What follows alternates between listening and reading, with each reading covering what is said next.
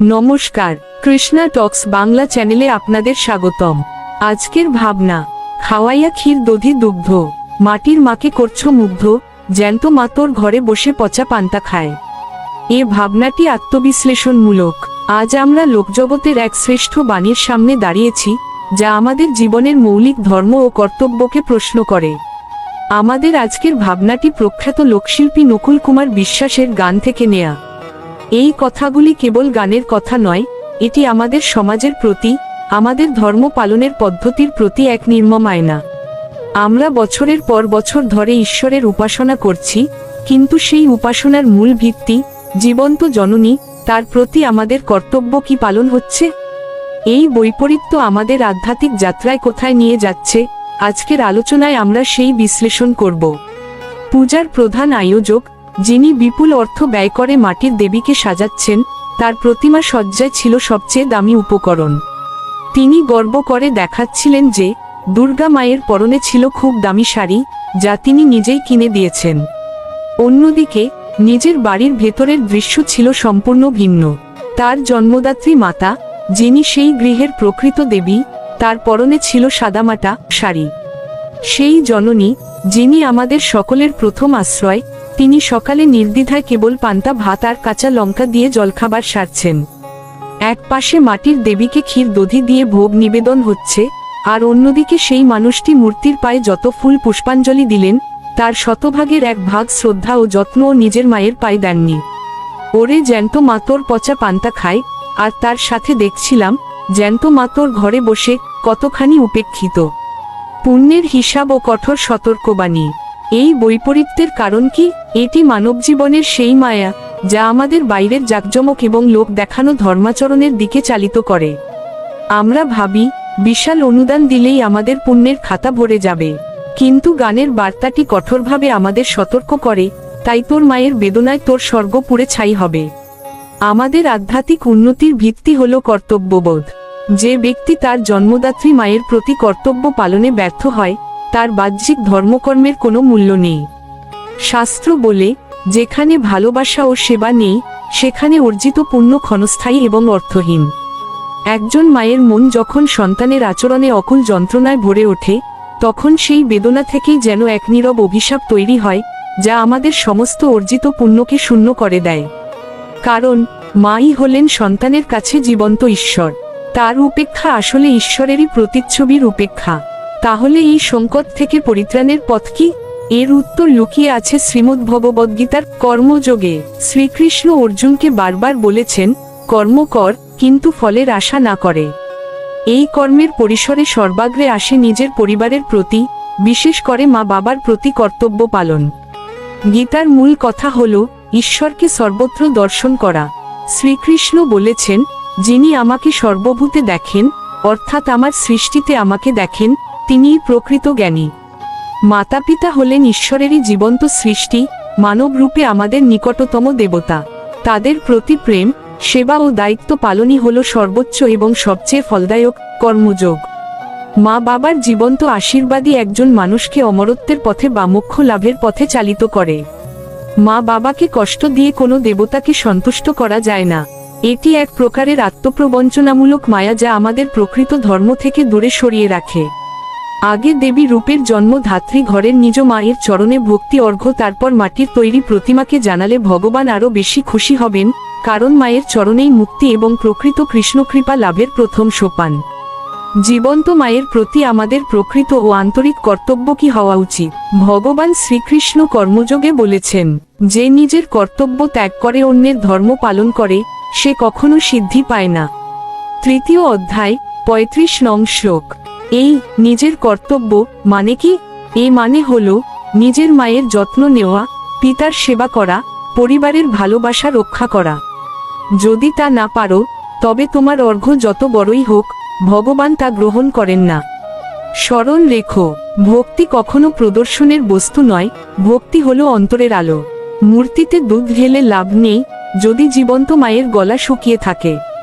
তার মুখে এক মুঠো ভাত তুলে দিতে পারলে, সেই মুহূর্তেই তুমি ভগবানের সবচেয়ে প্রিয় ভক্ত। একজন বৃদ্ধা মায়ের চোখের জলই প্রকৃত তীর্থের জল। আর তার হাসি ভগবানের আশীর্বাদ। যদি আমরা সত্যিই ভক্ত হতে চাই, শুরু হোক নিজের ঘর থেকে। মাটির মূর্তির আগে জীবনদাত্রী মায়ের মুখে হাসি ফোটাও, কারণ সেই হাসতেই লুকিয়ে আছে ভগবানের আসন। ভগবান বাইরে নন, তিনি তোমার মায়ের হৃদয়েই বিরাজমান। তাই আজ থেকেই প্রতিজ্ঞা করি, পূজার আলো যেমন বাড়ির কোণে পৌঁছায়, তেমনি আমাদের ভালোবাসাও পৌঁছাক সেই মায়ের কাছে, যিনি আমাদের প্রথম গুরু, প্রথম দেবতা। এই গভীর আধ্যাত্মিক আলোচনাগুলি শুনতে কৃষ্ণা টক্স বাংলা চ্যানেলের সঙ্গে থাকুন। প্রতিদিন রাত 8টায় আমরা নিয়ে আসি ধর্মীয় কোনো না কোনো বিষয়ে হৃদয় ছোঁয়া বিশ্লেষণ। চ্যানেলটি ভালো লাগলে লাইক, কমেন্ট এবং সাবস্ক্রাইব করে দিবেন, এবং বেল আইকনটি টিপে রাখুন যাতে কোনো আলোচনাই মিস না হয়। কৃষ্ণ ভাবনায় জাগ্রত হোক আপনাদের প্রতিটি দিন। হরে কৃষ্ণ, হরে কৃষ্ণ। কৃষ্ণা টক্স বাংলা চ্যানেলে আপনাদের স্বাগতম। রাতের নিস্তব্ধতা যখন আমাদের চারপাশকে ঘিরে ধরে, তখন মনের কোণে জমে থাকা অনেক না বলা কথা, অনেক পুরনো স্মৃতি আর অশ্রুভেজা মুহূর্তগুলো একে একে ভিড় করে। আমরা সবাই জীবনের কোনো না কোনো মোড়ে এসে একাকী অনুভব করি। এই একাকিত্ব এবং অশ্রুর আড়ালে যে আধ্যাত্মিক সত্য লুকিয়ে আছে, আজ আমরা তা নিয়ে বিস্তারিত আলোচনা করব। আমি শ্রী মিলন দেবনাথ, আপনাদের সাথে থাকব এই পুরো যাত্রায়। প্রথমেই বলছি, যারা চ্যানেলটিকে ভালোবাসেন তারা অবশ্যই লাইক, কমেন্ট এবং সাবস্ক্রাইব করতে ভুলবেন না। আরেকটি কথা, শাস্ত্রীয় যে কোনো বিষয়ে আপনাদের যদি কোনো জিজ্ঞাসা থাকে, তবে সে জিজ্ঞাসাটিকে আপনারা কমেন্টসে জানাতে পারেন। আমি কথা দিচ্ছি, কমেন্টসটি আমার নজরে এলে সেটি দিয়ে কিংবা তার প্রতিউত্তরে আমি ভিডিও বানাতে চেষ্টা করব এবং তা আপনার মাধ্যমে আমরা সকলেই এই বিষয়টা সম্পর্কে অবগত হব। ধন্যবাদ। এখন চলে যাই আজকের ভাবনায়। আজকের ভাবনা, চুপি চুপি রাত এলে অশ্রু ঝরানো মনে পড়ে। রাতের গভীরতা যখন পৃথিবীর কোলাহলকে শান্ত করে দেয়, তখন আমাদের অন্তরের কোলাহল শুরু হয়। চুপি চুপি রাত এলে অশ্রু ঝরানো মনে পড়ে, এই আকুতি কেবল একটি গানের কলি নয়, এটি প্রতিটি মানুষের জীবনের এক চরম সত্য। দিনের আলোয় আমরা কর্মব্যস্ততায় মায়ার আবরণে নিজেদের ঢেকে রাখি, কিন্তু রাত আমাদের সেই আবরণ খুলে দেয়। শ্রীমদ্ভগবদ্গীতার 2য় অধ্যায় ভগবান শ্রীকৃষ্ণ বলেছেন যে, স্থিতপ্রজ্ঞ ব্যক্তিরা যখন আধ্যাত্মিক জাগরণে সজাগ থাকেন, তখন সাধারণ মানুষ মোহের ঘুমে মগ্ন থাকে। এই রাতের একাকিত্বে যখন আপনার চোখে জল আসে, তখন বুঝতে হবে আপনার আত্মা এই নশ্বর জগতের মোহ কাটিয়ে কোনো এক পরম সত্যের সন্ধান করছে। এই অশ্রু আসলে আত্মার সেই হাহাকার, যা প্রাকৃত জগতের কোনো বস্তু দিয়ে মেটানো সম্ভব নয়। মায়ার স্বরূপ ও জাগতিক বন্ধনের যন্ত্রণা। আমাদের অশ্রুর প্রধান কারণ হল আসক্তি বা মায়া। আমরা যাদের আপন ভাবি, যাদের ঘিরে আমাদের পৃথিবী আবর্তিত হয়, তাদের সাথে বিচ্ছেদ বা তাদের অবহেলাই আমাদের কাঁদায়। মহাভারতের বনপর্বে যক্ষ যখন যুধিষ্ঠিরকে জিজ্ঞেস করেছিলেন, জগতের সবথেকে বড় আশ্চর্য কি, তখন ধর্মরাজ বলেছিলেন, প্রতিদিন মানুষ মৃত্যুবরণ করছে দেখেও যারা বেঁচে আছে তারা মনে করে তারা অমর। এই যে অমরত্বের ভ্রম, এটাই হলো মায়া। রাতের অন্ধকারে যখন আমাদের পুরনো স্মৃতি মনে পড়ে, তখন আমরা আসলে সেই নশ্বর মুহূর্তগুলোকে আঁকড়ে ধরতে চাই যা কালস্রোতে হারিয়ে গেছে।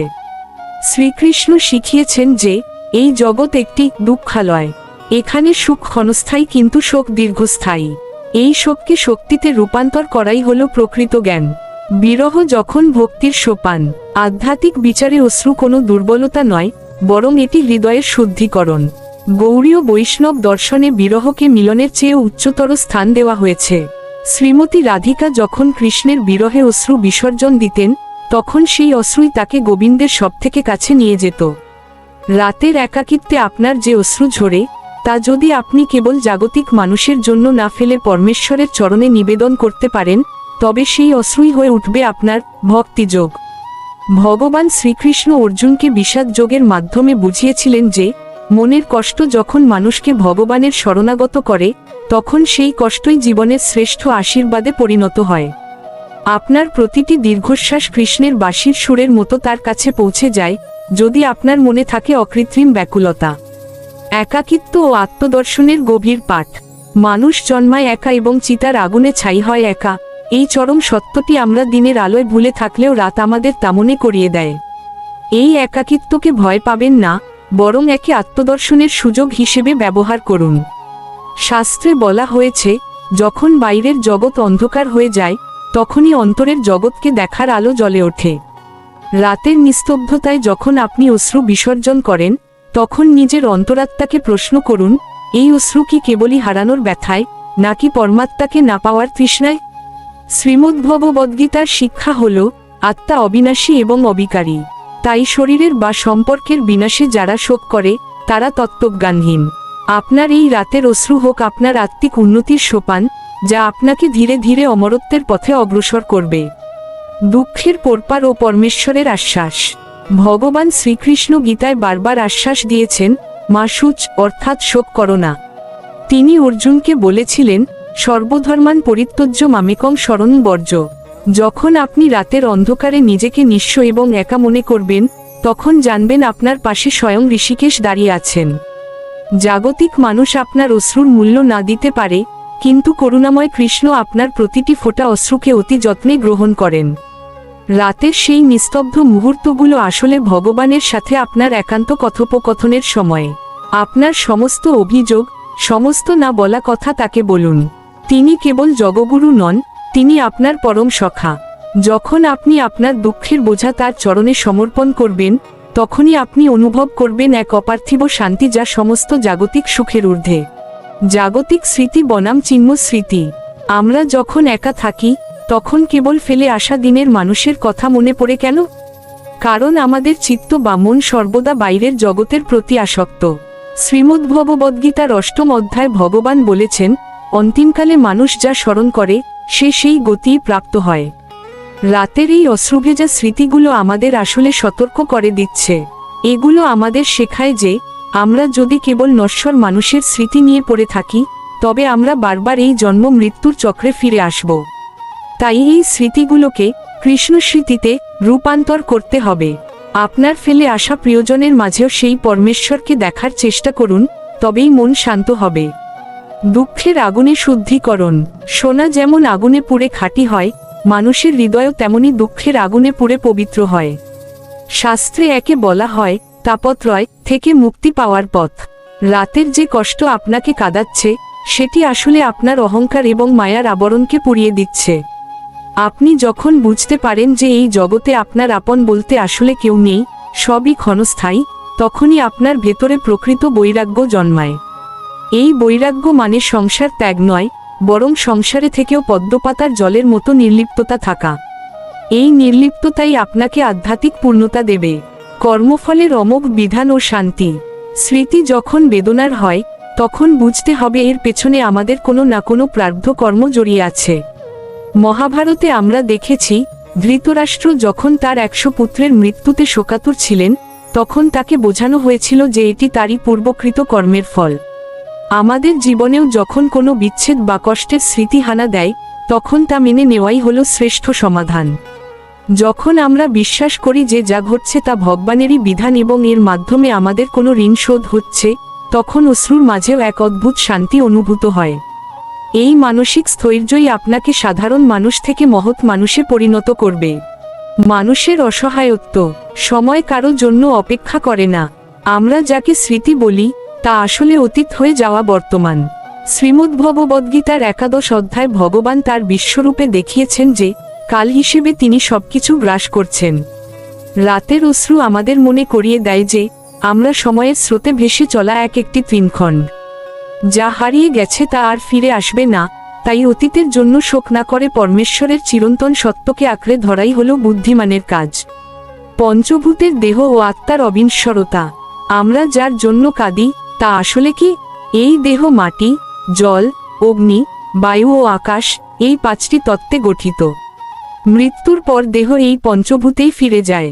তাহলে আমরা কি এই নশ্বর দেহের জন্য কাঁদি? শ্রীকৃষ্ণ বলেছেন, আত্মা অবিনাশী। একে অস্ত্র কাটতে পারে না, অগ্নি পোড়াতে পারে না।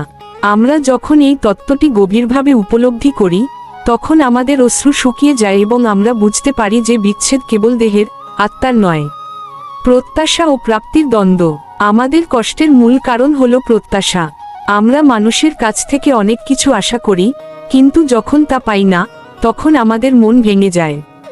শাস্ত্রে বলা হয়েছে, কেবল ভগবানের কাছেই প্রত্যাশা করা সাজে, কারণ তিনিই একমাত্র পূর্ণকাম। রাতের নির্জনে যখন আমাদের স্মৃতিগুলো যাতনা দেয়, তখন বুঝতে হবে আমরা ভুল জায়গায় শান্তি খুঁজছি। মরীচিকার পেছনে না ছুটে অমৃতের সন্ধান করাই মানুষের প্রকৃত ধর্ম। কর্মযোগ ও অনাস্তি।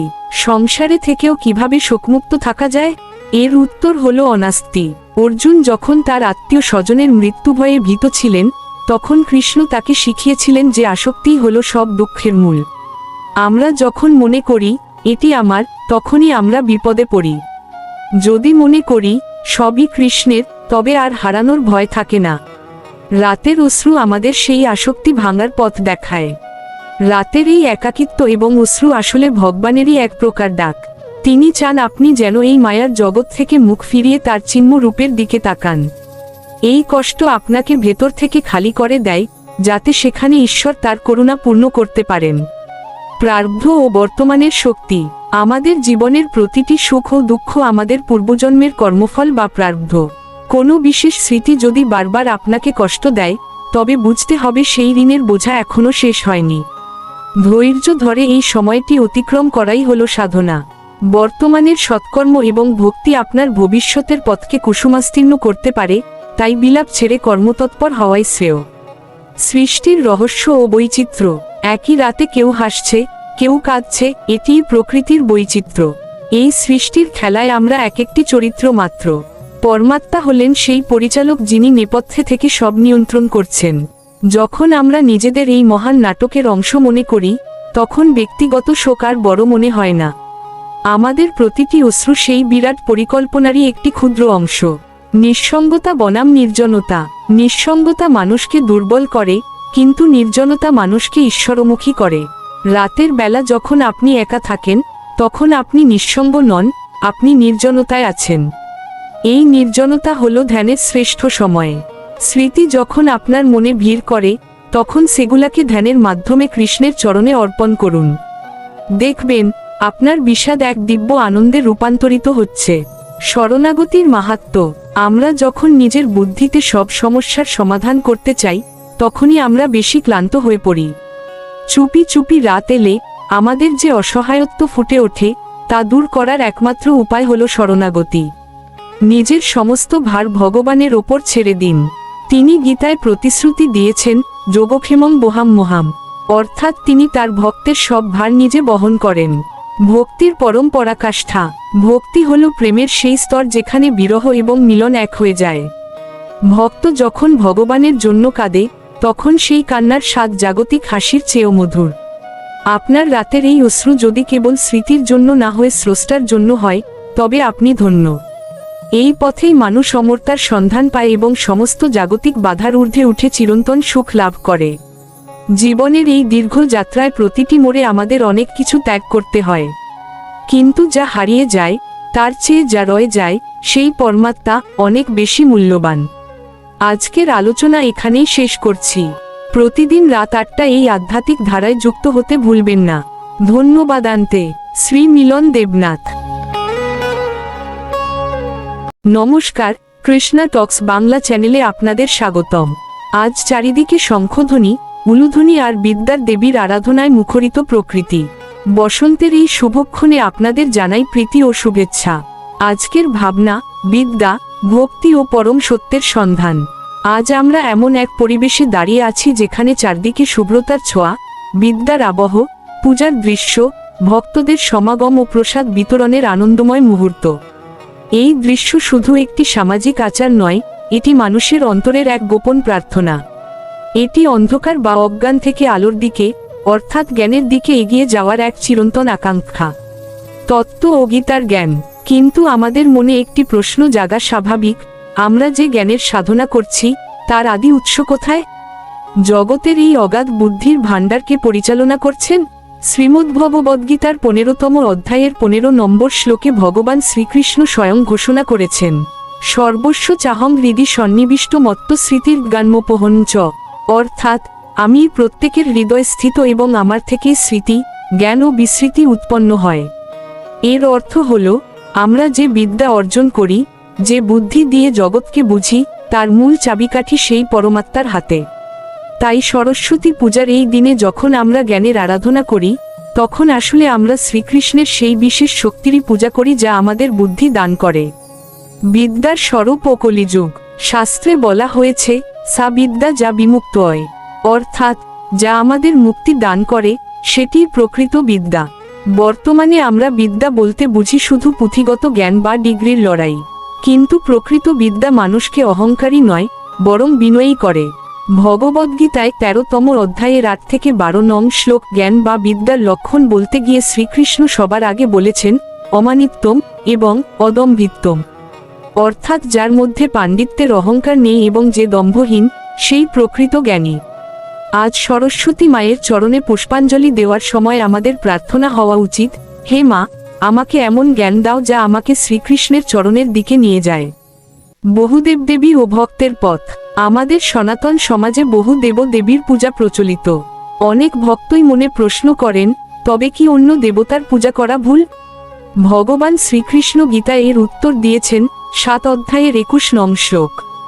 যো যো জাং জাং তনুং ভক্ত শ্রদ্ধোয়ার্চিতুমিচ্ছতি তস্য তস্যাচলাং শ্রদ্ধাং তামেব বিদ্ধাম্যহম, অর্থাৎ যে ভক্ত যে দেবতারই পূজা করতে চাক না কেন, আমি তার সেই শ্রদ্ধা সেই দেবতার প্রতি স্থির করে দিই।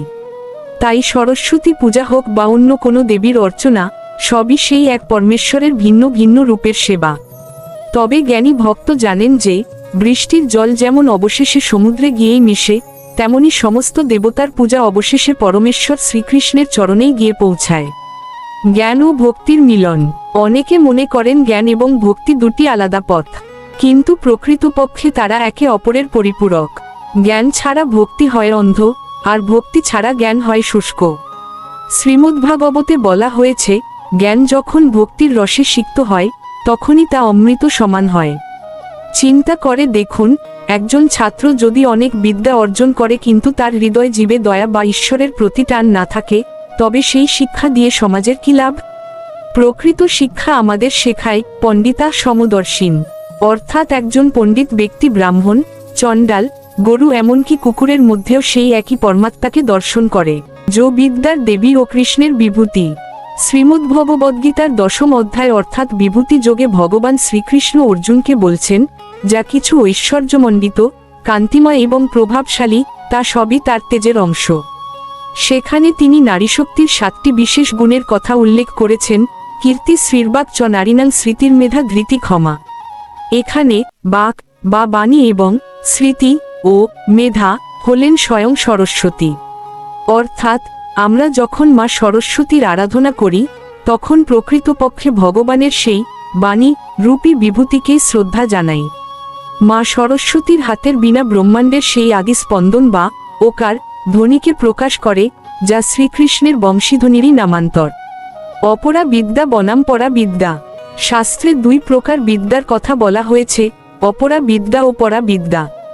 ঋগ্বেদ, সামবেদ, ব্যাকরণ বা জাগতিক বিজ্ঞান হলো অপরা বিদ্যা, আর যা দ্বারা সেই অবিনাশী পরমেশ্বরকে জানা যায় তা হলো পরা বিদ্যা। সরস্বতী পূজা আমাদের এই অপরা বিদ্যা থেকে পরা বিদ্যার দিকে যাত্রার শিক্ষা দেয়। দেবী সরস্বতীর শুভ্র বস্ত্র পবিত্রতার প্রতীক, যা আমাদের শেখায় যে কলুষিত হৃদয় প্রকৃত জ্ঞান প্রবেশ করতে পারে না। শ্রীকৃষ্ণ গীতায় 4র্থ অধ্যায় বলেছেন, ন হি জ্ঞানেন সদৃশং পবিত্রমির বিদ্যতে, অর্থাৎ এই জগতে জ্ঞানের মতো পবিত্র আর কিছুই নেই। এই পবিত্রতাই হল ভক্তির প্রথম সোপান। হংস ও বিবেক বুদ্ধি। মা সরস্বতীর বাহন হংস। হংসের একটি বিশেষ গুণ আছে, সে জল ও দুধের মিশ্রণ থেকে কেবল দুধটুকু গ্রহণ করতে পারে। আমাদের জীবনেও জ্ঞান অর্জনের সার্থকতা এখানেই। এই জগতে আসক্তি রূপী জল এবং আধ্যাত্মিকতা রূপী দুধ মিশে আছে। প্রকৃত বিদ্যা আমাদের শেখায় কিভাবে জড় জগতের মায়া ত্যাগ করে সারবস্তু বা কৃষ্ণতত্ত্ব গ্রহণ করতে হয়। ভগবান শ্রীকৃষ্ণকে বলা হয় পরমহংস। তাই সরস্বতী পূজা আসলে আমাদের বিবেককে জাগ্রত করার এক উৎসব, যাতে আমরা সত্য ও অসত্যের পার্থক্য বুঝতে পারি। জড় বুদ্ধি থেকে চিন্ম বুদ্ধিতে রূপান্তর। মানুষ অনেক সময় মনে করে অনেক বই পড়লে বা ডিগ্রি অর্জন করলেই সে জ্ঞানী হয়ে গেল, কিন্তু গীতার মতে সেই জ্ঞানী শ্রেষ্ঠ যা মানুষকে বিনয়ী করে। বিদ্যা বিনয় সম্পন্নে ব্রাহ্মণে গবি হস্তিনী। যদি বিদ্যা অর্জনের পর আমাদের মনে অহংকার আসে যে আমি অনেক জানি, তবে বুঝতে হবে সেটি বিদ্যা নয়, সেটি অবিদ্যার অন্ধকার। মা সরস্বতীর শ্রীচরণে যখন আমরা মস্তক অবনত করি, তখন আমাদের সেই অহং বিসর্জন দিই। আর যখনই অহংকার বিদায় নেয় তখনই শ্রীকৃষ্ণ আমাদের হৃদয় বুদ্ধিরূপে প্রকট হন। তিনি গীতায় বলেছেন, দদামি বুদ্ধিযোগং তম, অর্থাৎ আমি তাদের ভক্তিযোগের সেই বুদ্ধি দান করি যার মাধ্যমে তারা আমাকে প্রাপ্ত হয়। সরস্বতী তত্ত্ব ও শ্রীমদ্ভাগবত। শ্রীমদ্ভাগবতের প্রতিটি পাঠ শুরু করার আগে একটি শ্লোক উচ্চারণ করা হয়, নারায়ণ নমস্কৃত্য নরঞ্চৈব নরোত্তমম দেবীং সরস্বতীং বাসং তত জয়মুদিরয়েত, অর্থাৎ ভগবান নারায়ণ, নরনারায়ণ ঋষি, দেবী সরস্বতী এবং বেদব্যাসকে প্রণাম জানিয়ে তবেই শাস্ত্র পাঠ শুরু করতে হয়। এর অর্থ হল, সরস্বতী দেবী হলেন সেই শক্তি যিনি আমাদের হৃদয়ের জড়তা দূর করে শাস্ত্রের প্রকৃত অর্থ উপলব্ধি করতে সাহায্য করেন। তিনি ব্রহ্মার মানসকন্যা এবং জ্ঞানের অধীশ্বরী হয়েও সর্বদা পরমেশ্বরের মহিমা কীর্তনে রত। তাই সরস্বতী পূজার সার্থকতা হল দেবীর কাছে প্রার্থনা করা, হে মা, তুমি আমার জিহ্বায় এমনভাবে অধিষ্ঠান করো যাতে আমি সর্বদা গোবিন্দের নাম সংকীর্তন করতে পারি। ভক্তি ও জ্ঞানের মিলন। অনেকে মনে করেন জ্ঞান ও ভক্তি আলাদা, কিন্তু চৈতন্য চরিতামৃতে বলা হয়েছে, কৃষ্ণতত্ত্ব জ্ঞান ছাড়া ভক্তি দৃঢ় হয় না। আবার ভক্তি ছাড়া জ্ঞান শুষ্ক কাষ্ঠের মতো।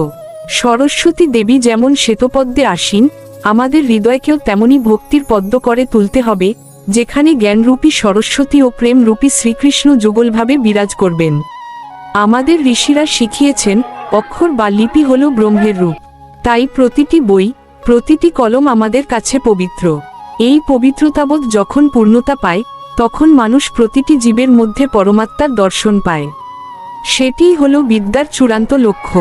শ্রীমদ্ভগবদ্গীতার 18 নম্বর অধ্যায়ের 70 নম্বর শ্লোকে ভগবান বলেছেন, যে ব্যক্তি এই ধর্মময় সংবাদ বা জ্ঞানযজ্ঞের দ্বারা আমাকে উপাসনা করে, সে আসলে তার বুদ্ধির দ্বারাই আমার পূজা করে। তাই আজকের এই দিনে আসুন আমরা সংকল্প করি, আমরা কেবল তথ্য সংগ্রহকারী হব না, আমরা সত্যের সন্ধানী হব। আমাদের অর্জিত বিদ্যা যেন পরের উপকারে লাগে, আমাদের মেধা যেন সমাজের কল্যাণে ব্যয় হয় এবং আমাদের অন্তিম লক্ষ্য যেন সেই পরম পুরুষোত্তম শ্রীকৃষ্ণের চরণে ভক্তি লাভ করা হয়। শিক্ষা ও সমাজ। আজকের এই দিনে আমাদের প্রতিজ্ঞা হওয়া উচিত, আমরা শুধু বই মুখস্থ করব না, আমরা হৃদয় পরিশুদ্ধ করব।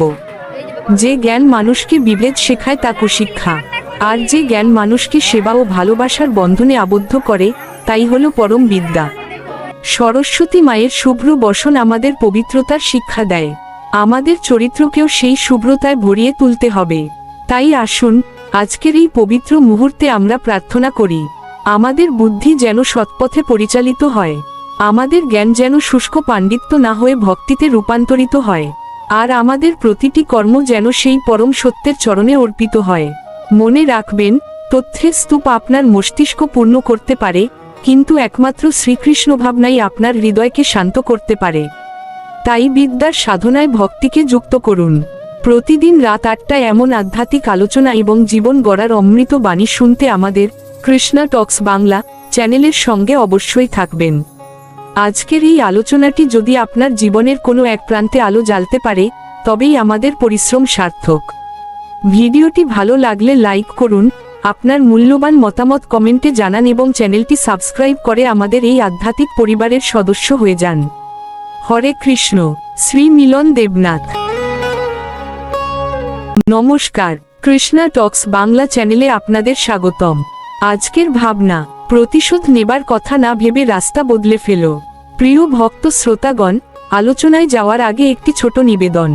যারা চ্যানেলটিকে ভালোবাসেন, তারা যদি পুরো ভিডিওটি না শোনেন, তাহলে আলোচনার মূলভাবটি সম্পূর্ণভাবে বুঝতে পারবেন না। তাই অনুরোধ, পুরো আলোচনাটি শুনুন। পাশাপাশি একটি লাইক দিন, কমেন্ট করে আপনার মতামত জানান। আমাদের ধর্ম নিয়ে আপনার মনে যদি কোনো প্রশ্ন বা জিজ্ঞাসা থাকে, সেটিও কমেন্টে লিখতে পারেন। আপনার সেই বিষয়টি শাস্ত্রভিত্তিকভাবে আলোচনা করার চেষ্টা করা হবে। ধন্যবাদ। এখন মূল আলোচনায় ফিরে আসি। আজকের আলোচনার বিষয়, প্রতিশোধ নেবার কথা না ভেবে রাস্তা বদলে ফেলো। প্রতিশোধের আগুন আগে নিজেকেই পোড়ায়। আমরা ভাবি প্রতিশোধ নিলে বুকের জ্বালা কমবে, কিন্তু বাস্তবে কি হয়? যাকে আমরা ঘৃণা করি, তার চেয়ে বেশি কষ্ট আমরা নিজের ভেতরে পুষে রাখি। রাগ, অভিমান, প্রতিশোধের চিন্তা, এসব আমাদের মনকে অস্থির করে, ঘুম কেড়ে নেয়, শান্তি নষ্ট করে। ভগবান শ্রীকৃষ্ণ গীতায় বুঝিয়েছেন, ক্রোধ থেকে মোহ জন্মায়, মোহ থেকে স্মৃতিভ্রংশ, আর শেষ পর্যন্ত মানুষের পতন ঘটে। তাই প্রতিশোধ নেওয়া মানে অন্যকে শাস্তি দেওয়া নয়, নিজের শান্তিকে আগুনে ফেলে দেওয়া। রাস্তা বদল মানে পালিয়ে যাওয়া নয়, রাস্তা বদলে ফেলো। শুনলে কেউ ভাবতে পারে এটা কি দুর্বলতা? না, এটা শক্তির চিহ্ন। যে মানুষ প্রতিশোধ নিতে পারে কিন্তু নেয় না, সেই আসল শক্তিশালী। রাস্তা বদল মানে হলো অশান্তির দিকে না গিয়ে শান্তির দিকে মোড় নেওয়া। তর্কের জায়গায় নীরবতা বেছে নেওয়া, ঘৃণার জায়গায় মর্যাদাপূর্ণ দূরত্ব রাখা। এটা ভীরুতা নয়, এটা নিজের আত্মাকে রক্ষা করার সিদ্ধান্ত। বাইরের রাস্তা নয়, বদলাতে হবে ভেতরের পথ। এখানে রাস্তা শুধু চলার রাস্তা নয়, এটা জীবনের দিশা। কেউ আমাদের কষ্ট দিল, আমরা চাই তাকে কষ্ট দিয়ে জবাব দিতে। এটাই পুরনো পথ। কিন্তু ভগবানের পথে চলা মানুষ নতুন পথ বেছে নেয়। সে ভাবে, এই ঘটনার মাধ্যমে ভগবান আমাকে কি শেখাতে চান? তখন প্রতিশোধের ইচ্ছা বদলে যায় আত্মশুদ্ধির সুযোগে। বাইরের পরিস্থিতি না বদলালেও ভেতরের পথ বদলে গেলে জীবন বদলে যায়। ক্ষমাই হলো ভক্তের আসল শক্তি। ক্ষমা মানে ভুলকে সমর্থন করা নয়, বরং নিজের হৃদয়কে মুক্ত করা। ভগবান শ্রীকৃষ্ণের ভক্ত জানে প্রত্যেকে নিজের কর্মফল ভোগ করবে। তাই আমাকে বিচারক হতে হবে না। আমি শুধু নিজের চরিত্র, নিজের ভক্তি, নিজের মনকে পরিষ্কার রাখব।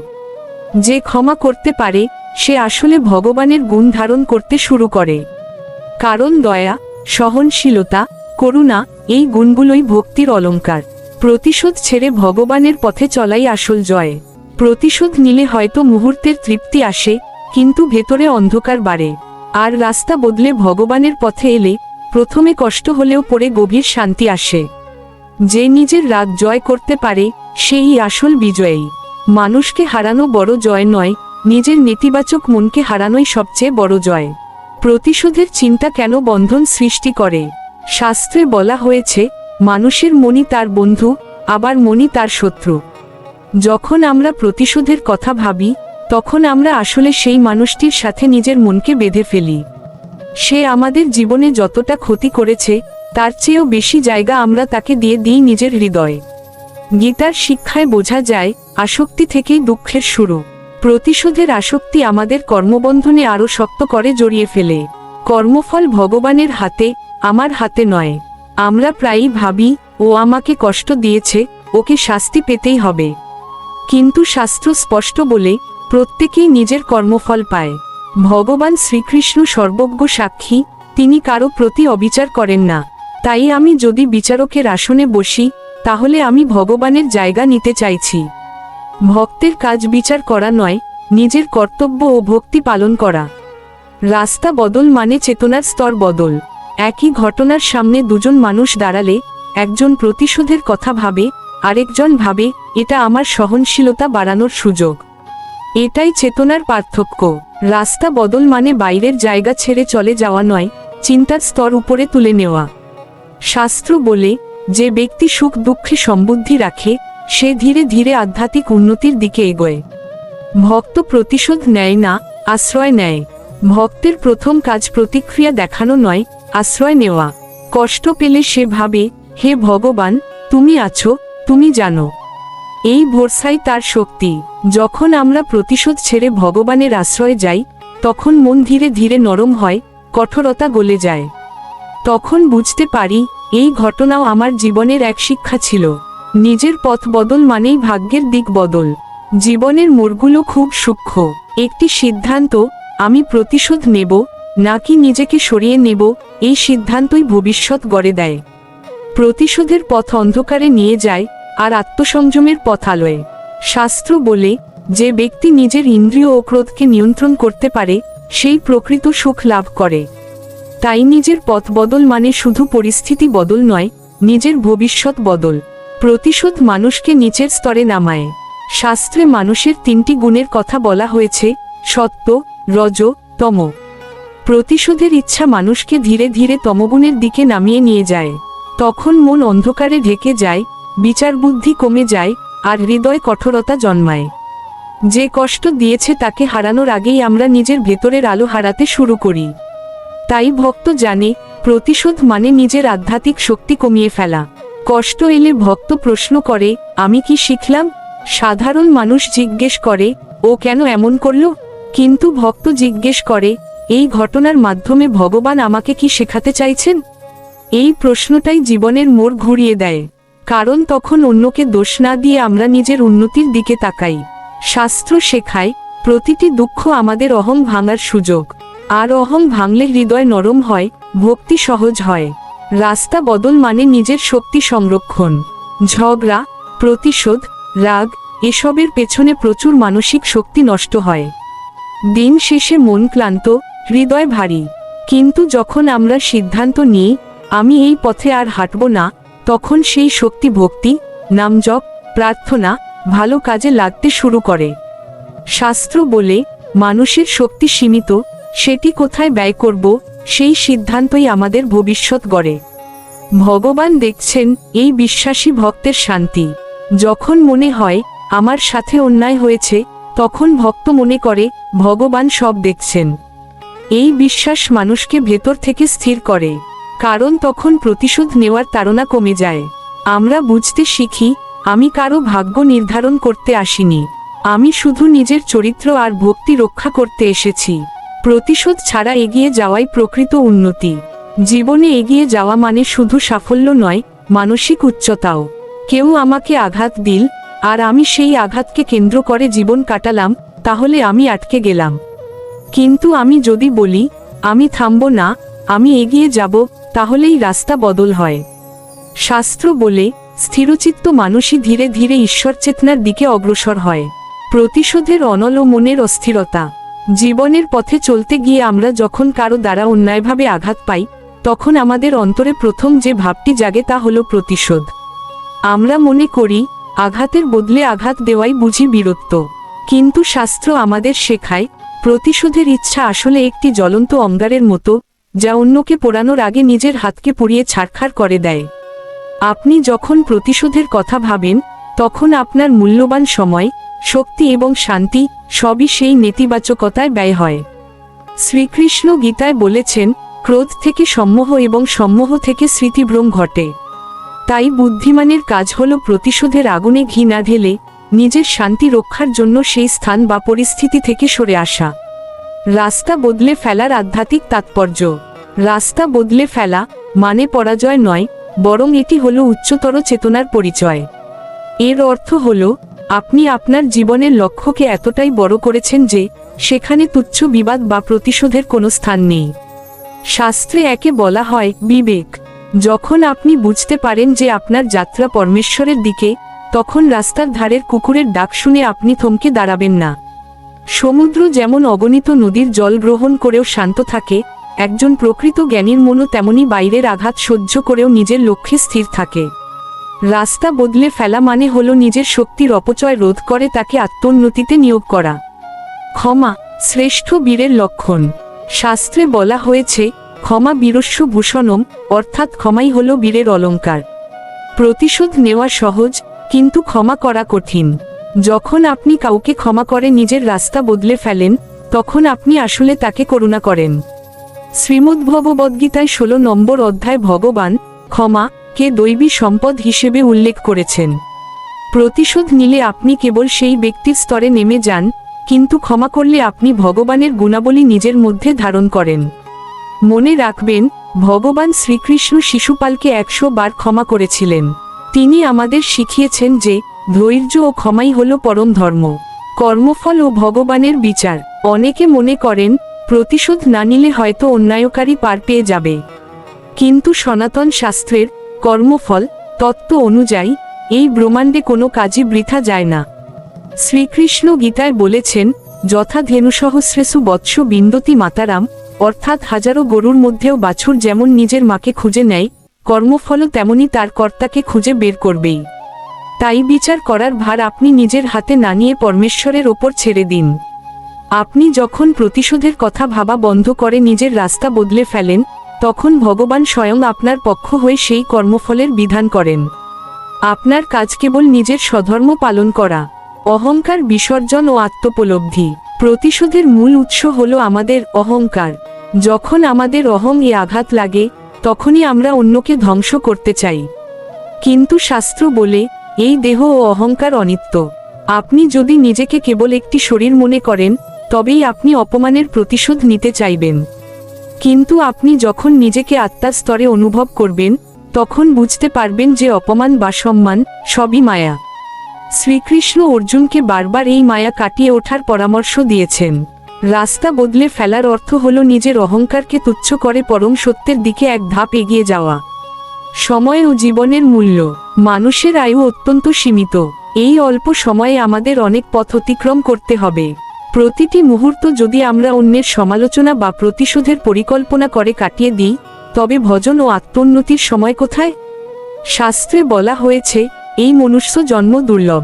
তাই কোনো অপ্রয়োজনীয় তর্কে বা শত্রুতায় সময় নষ্ট করা চরম বোকামি। রাস্তা বদলে ফেলা মানে হলো নিজের জীবনের মূল্য বোঝা। আপনি যখন কোনো নেতিবাচক মানুষের থেকে দূরে সরে যান তখন আপনি আসলে আপনার জীবনের শ্রেষ্ঠ সম্পদ অর্থাৎ সময়কে রক্ষা করেন। আসক্তি ত্যাগ ও অনাস্ত কর্ম। প্রতিশোধের ইচ্ছা এক ধরনের আসক্তি। আমরা সেই ব্যক্তির প্রতি আসক্ত হয়ে পড়ি যে আমাদের কষ্ট দিয়েছে। আমরা ঘুমে জাগরণে কেবল তার অমঙ্গল চিন্তা করি। গীতায় ভগবান শ্রীকৃষ্ণ বলেছেন ধায়তো বিষয়ান পুংস সঙ্গস্তে শুভজায়তে, অর্থাৎ যা নিয়ে আমরা চিন্তা করি তার প্রতি আমাদের আসক্তি জন্মায়। প্রতিশোধের কথা ভাবলে আমরা সেই অশুভ শক্তির সঙ্গ করি। এর চেয়ে উত্তম হলো সেই আসক্তি ত্যাগ করে কৃষ্ণের চরণে মন লাগানো। রাস্তা বদলে ফেলা মানে হলো আসক্তি মুক্ত হয়ে নিজের প্রকৃত গন্তব্যে মনস্থির করা। মহাপুরুষদের দৃষ্টান্ত। ইতিহাস ও পুরাণ ঘাটলে দেখা যায় কোনো মহাপুরুষই প্রতিশোধ নিয়ে বড় হননি। প্রহ্লাদ মহারাজকে হিরণ্যকশিপু অকথ্য নির্যাতন করেছিলেন, কিন্তু প্রহ্লাদ একবারও প্রতিশোধের কথা ভাবেননি। তিনি কেবল তার ভক্তির রাস্তা বদলে ভগবানকে স্মরণ করেছেন। নিত্যানন্দ মহাপ্রভুকে জগাই মাধাই আঘাত করেছিল, কিন্তু তিনি বদলে তাদের প্রেম দিয়েছিলেন।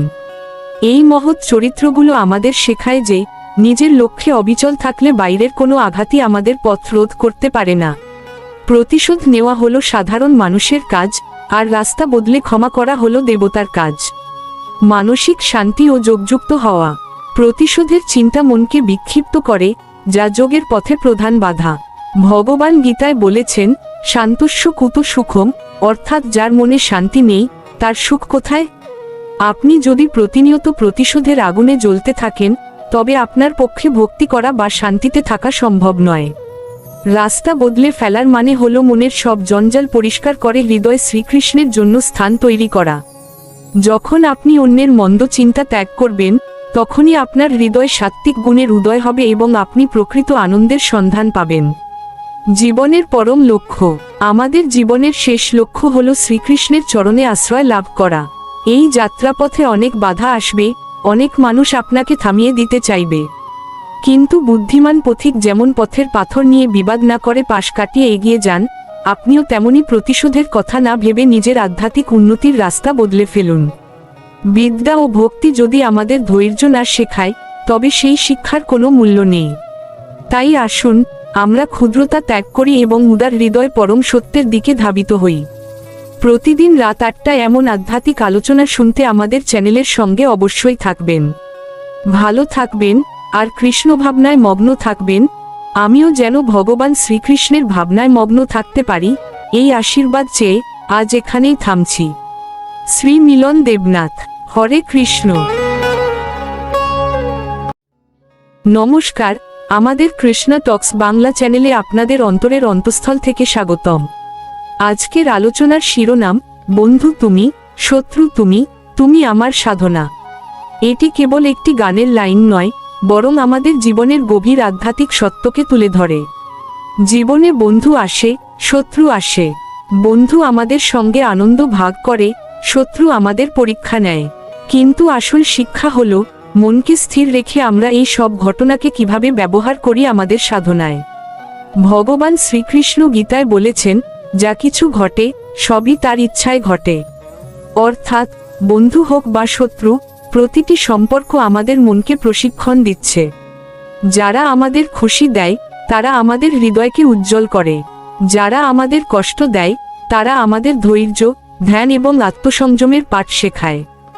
ধরা যাক একজন বন্ধুর সাহায্যে তুমি সৎ পথে চলছ, এটি তোমার সাধনাকে সহজ করে তোলে, কিন্তু আসল পরীক্ষা আসে তখন যখন শত্রু বা চ্যালেঞ্জ আসে। তখন তুমি কি আপনার অন্তরের স্থিরতা বজায় রাখতে পারো, নাকি মনের উত্তেজনা তোমাকে বিভ্রান্ত করে? এই প্রসঙ্গে উপসহিলের নাম দিয়ে আমরা বলতে পারি, একজন মহাজ্ঞানী শিষ্য সবসময় মনে রাখে, বন্ধু এবং শত্রু দুইই ভগবানের দয়া। বন্ধু আমাদের আনন্দ দেয়, শত্রু আমাদের পরীক্ষা নেয়, কিন্তু তাদের প্রতি আমাদের মন নিরপেক্ষ থাকে এবং সমস্ত ঘটনাকে আমরা শ্রীকৃষ্ণের উপাসনায় পরিণত করি। যখন আমরা বন্ধু বা শত্রুর কাজকে ভগবানের জন্য নিবেদিত করি, তখন কোন কষ্ট বা আনন্দই আমাদের মনের শান্তি কেড়ে নিতে পারে না। উদাহরণস্বরূপ, আমাদের ছোট ছোট দৈনন্দিন কাজ, বন্ধুর সঙ্গে সহায়তা করা, শত্রুর দ্বারা উত্থাপিত সমস্যা মোকাবিলা করা, সবই যদি আমরা মন থেকে সমর্পিতভাবে করি, তা হয়ে যায় নিঃস্বার্থ সাধনা। আত্মার পরম মিত্র ও শত্রু। শ্রীমদ্ভগবদ্গীতায় শ্রীকৃষ্ণ অর্জুনকে বলেছেন, নিজের মনই নিজের বন্ধু, আবার মনই নিজের শত্রু। যার মন জয় করা হয়েছে তার মন পরম বন্ধু, কিন্তু যে মনকে জয় করতে পারেনি তার মনই তার জীবনের সবচেয়ে বড় শত্রুর মতো আচরণ করে। তাই সাধনার প্রথম ধাপ হল নিজের মনের সাথে বন্ধুত্ব স্থাপন করা। সুখ দুঃখের দ্বন্দ্বে স্থিরতা। শাস্ত্রে বলা হয়েছে, শীত ও গ্রীষ্মের মতো সুখ এবং দুঃখ ক্ষণস্থায়ী। এগুলি ইন্দ্রিয়ের অনুভূতির মাধ্যমে আসে এবং আবার চলেও যায়। সাধক যখন বন্ধু বা শত্রুর আচরণে বিচলিত না হয়ে ধৈর্য ধরে তা সহ্য করেন, তখনই তিনি অমৃতত্বের পথে এগিয়ে যান। এই সহনশীলতাই জীবনের প্রকৃত সাধনা। আসক্তিহীন ভালোবাসা। ভাগবতে বলা হয়েছে, মানুষ যখন নিজের দেহ বা পার্থিব বস্তুর প্রতি আসক্ত হয়, তখনই সে মোহগ্রস্ত হয়।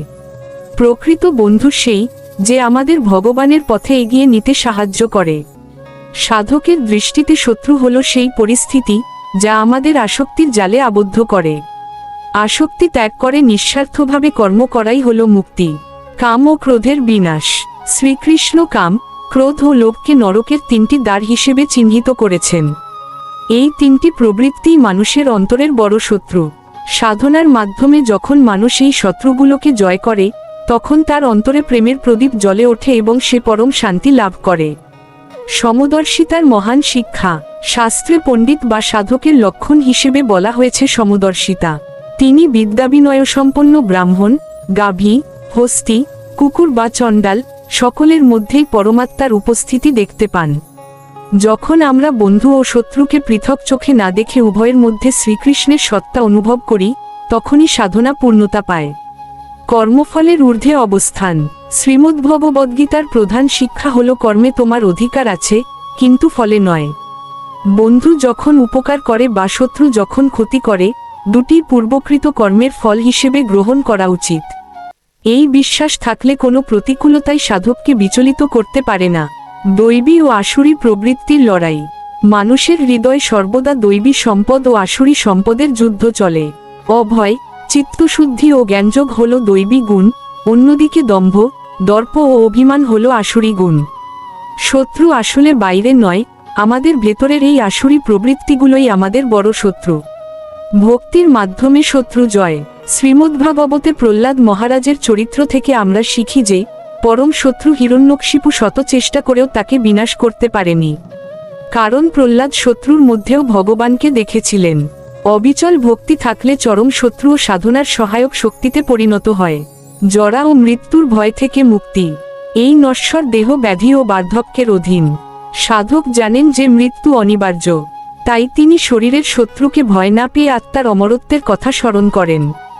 গীতার শ্লোকে বলা হয়েছে, আত্মা কখনো মরে না, একে কেউ কাটতে পারে না বা পোড়াতে পারে না। এই উপলব্ধিতেই সাধনার সার্থকতা। ধৈর্য ও তিতিক্ষার সাধনা। যিনি নিজের ওপর নিয়ন্ত্রণ রাখতে পারেন এবং অন্যের কটু কথায় বিচলিত হন না, তিনিই প্রকৃত যোগী। শত্রু যখন নিন্দা করে, তখন সেই নিন্দা ধৈর্য পরীক্ষার সুযোগ করে দেয়। এই তিতিক্ষা বা সহ্য করার ক্ষমতা সাধককে মানসিক ও আধ্যাত্মিকভাবে শক্তিশালী করে তোলে। মোহ এবং সত্যের সংঘাত। মায়া বা মোহ আমাদের সত্য দেখতে বাধা দেয়। আমরা যাকে বন্ধু ভাবছি সে মায়ার বন্ধন হতে পারে, আর যাকে শত্রু ভাবছি সে হয়তো আমাদের সত্যের পথে ঠেলে দিচ্ছে। প্রতিটি সম্পর্কের গভীরে থাকা পরম সত্যকে জানাই হলো সাধনার লক্ষ্য।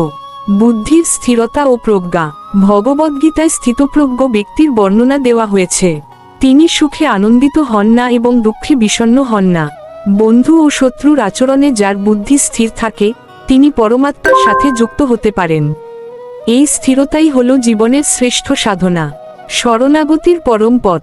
শ্রীকৃষ্ণ শেষ উপদেশ হিসেবে বলেছেন, সকল ধর্ম ত্যাগ করে একমাত্র তারই শরণাগত হতে। যখন মানুষ বুঝতে পারে যে সব সম্পর্কের মূলে সেই পরমেশ্বর, তখন বন্ধু বা শত্রুর ভয় দূর হয়ে যায়। সম্পূর্ণ আত্মসমর্পণই সাধনার চূড়ান্ত শিখর। নিঃস্বার্থ সেবার মাধুর্য। ভাগবতে বলা হয়েছে, জীবের সেবা করাই হল ভগবানের সেবা। যখন আমরা শত্রুর প্রতিও করুণা প্রদর্শন করি এবং বন্ধুর প্রতি কৃতজ্ঞ থাকি, তখন আমাদের হৃদয় দর্পণের মতো পরিষ্কার হয়ে যায়। এই পবিত্র হৃদয়েই শ্রীকৃষ্ণের আবির্ভাব ঘটে। অন্তিম যাত্রা ও চেতনার জাগরণ। মানুষের শেষ সময়ে যা স্মরণ থাকে সে সেই গতিই লাভ করে। তাই সারা জীবন বন্ধু, শত্রু বা নানা ঘটনার মধ্য দিয়ে আমাদের এমনভাবে সাধনা করতে হবে যেন অন্তিম সময়ে কেবল শ্রীকৃষ্ণের নাম স্মরণে থাকে। প্রতিটি সম্পর্কই আসলে সেই পরম লক্ষ্যে পৌঁছানোর এক একটি সোপান। মনের আয়নায় আত্মদর্শন। আমাদের মন হলো একটি স্বচ্ছ আয়নার মতো। কাম, ক্রোধ ও লোভের ধূলিকণা যখন এই আয়নায় জমে, তখন আমরা নিজেদের প্রকৃত স্বরূপ দেখতে পাই না। শ্রীকৃষ্ণ অর্জুনকে শিখিয়েছেন, মনকে শুদ্ধ করাই হলো জীবনের মূল লক্ষ্য। যখন মন নির্মল হয়, তখনই সে আমাদের পথপ্রদর্শক বন্ধু হয়ে ওঠে, আর মলিন অবস্থায় সেই মনই আমাদের বিভ্রান্ত করে ভুল পথে নিয়ে যায়। ইন্দ্রিয় দমনেই জয়। ইন্দ্রিয়গুলো ঘোড়ার মতো, আর মন হলো তার লাগাম। যদি লাগাম আলগা হয়, তবে ঘোড়া আমাদের বিপথে নিয়ে যাবে।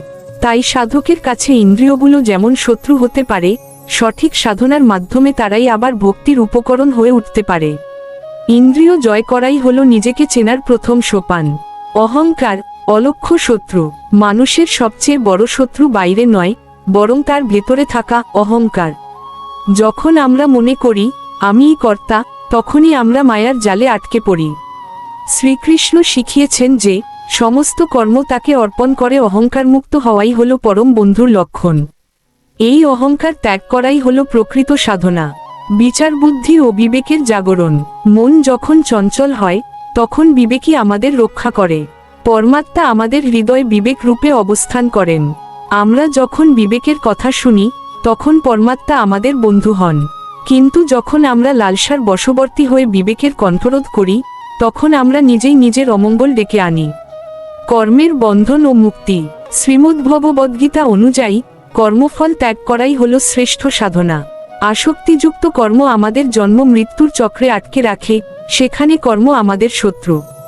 কিন্তু যখন আমরা নিষ্কামভাবে ভগবানের প্রীতির জন্য কাজ করি, তখন সেই কর্মই আমাদের মুক্তির দ্বার খুলে দেয়।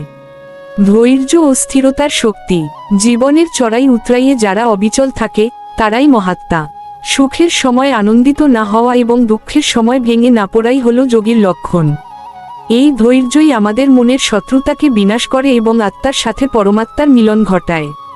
ভক্তির মাধ্যমে শত্রু জয়। আমাদের কাম ক্রোধাদি রিপুরা হলো সাধনার পথে প্রধান অন্তরায় বা শত্রু। কিন্তু এই রিপুগুলোকেই যদি কৃষ্ণ সেবায় লাগানো যায়, তবে তারা আর শত্রু থাকে না। ক্রোধ যদি অধর্মের বিরুদ্ধে হয় এবং ইচ্ছা যদি ভগবানের দর্শনের জন্য হয়, তবে সেই শত্রুই সাধনার অকৃত্রিম বন্ধু হয়ে ওঠে। নিঃসঙ্গতা বনাম একাকিত্ব। সাধারণ মানুষ একাকিত্বকে ভয় পায় কারণ তাদের মন তাদের শত্রু। কিন্তু একজন সাধক নির্জনেও আনন্দিত থাকেন কারণ তার মন পরমাত্মার চিন্তায় মগ্ন থাকে।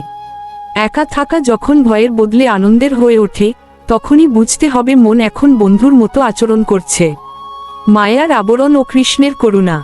মায়া আমাদের সত্য থেকে দূরে সরিয়ে রাখে, যা আত্মার উন্নতির পথে পরম শত্রু।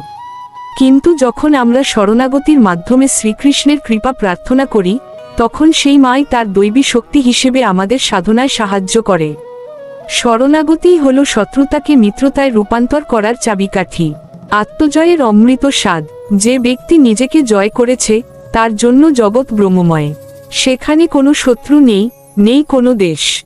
আত্মজয়ের মাধ্যমে অর্জিত এই শান্তিই হল অমৃতত্ব।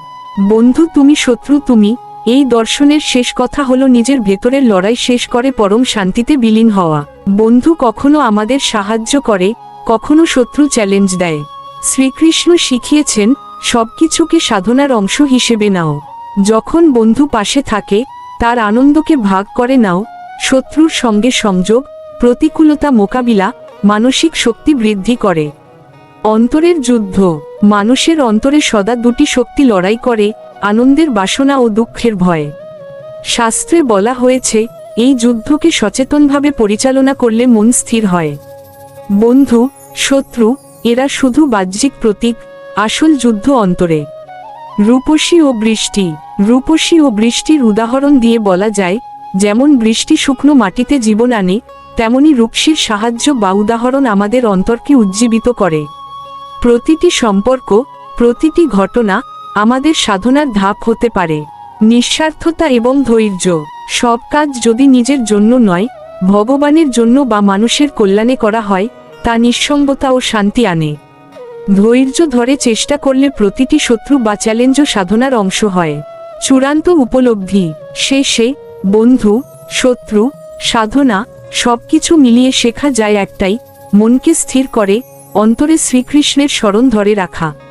প্রতিটি মুহূর্ত, প্রতিটি সম্পর্ক আমাদের শিক্ষার জন্য, তাই জীবনকে পূর্ণ করে। এখানেই আসল বন্ধু তুমি, শত্রু তুমি, তুমি আমার সাধনা ভাবটি। বন্ধু আমাদের আনন্দের মাধ্যমে, শত্রু আমাদের চ্যালেঞ্জের মাধ্যমে আমাদের সাধনাকে পূর্ণ করে। আমরা যদি বুঝতে পারি যে প্রতি মুহূর্তে আমাদের মনকে ভগবানের দিকে স্থির করা সম্ভব, তবে জীবন হয়ে যায় ধারাবাহিক ভক্তি এবং আধ্যাত্মিক অগ্রগতির পথ।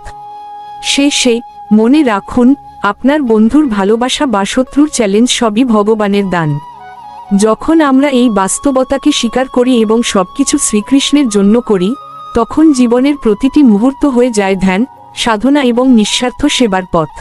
আজকের এই ভিডিওটি যদি আপনার অন্তরে স্থিরতা ও অনুপ্রেরণা যোগায়, তবে লাইক দিন, কমেন্টে আপনার অনুভূতি শেয়ার করুন এবং কৃষ্ণা টক্স বাংলা চ্যানেলটি সাবস্ক্রাইব করুন।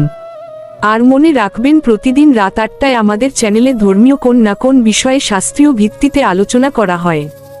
নিজে আলোচনা শুনুন এবং অপরকে শোনার জন্য ভিডিওটি শেয়ার করতে পারেন।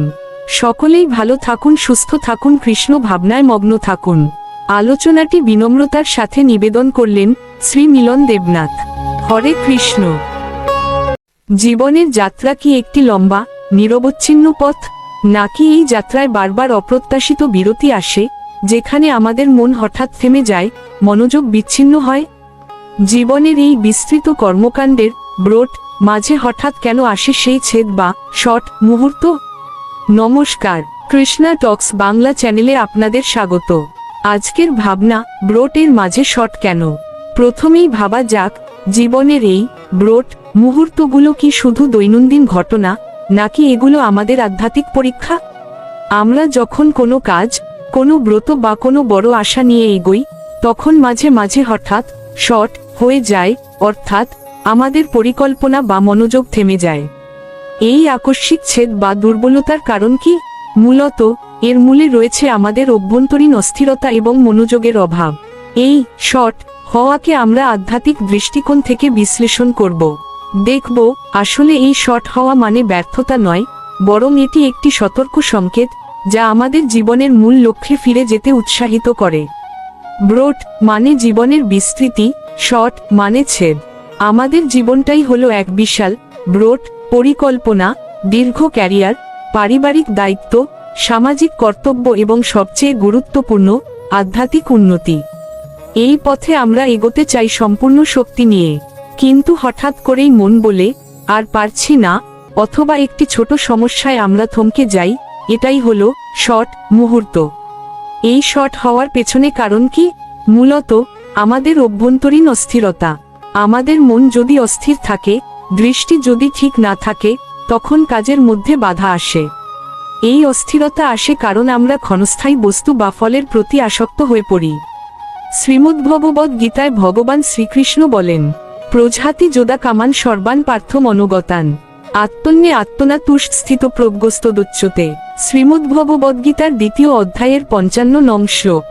অর্থাৎ, হে পার্থ, যখন কেউ মনোগত সমস্ত কামনা সম্পূর্ণরূপে ত্যাগ করে এবং আত্মাতেই আত্মা দ্বারা সন্তুষ্ট থাকে, তখনই তাকে স্থিতপ্রজ্ঞ বা স্থিরবুদ্ধি সম্পন্ন বলা হয়। অর্থাৎ, যা কিছু আমরা শুরু করি তা সফল করতে আমাদের প্রয়োজন মনোবল, স্থিতধি এবং ভক্তি। স্থিতধি মন হলো সেই মন যা জাগতিক কামনা দ্বারা বিচলিত হয় না। এই স্থিতধির অভাবই ব্রোট এর মাঝে শট নিয়ে আসে।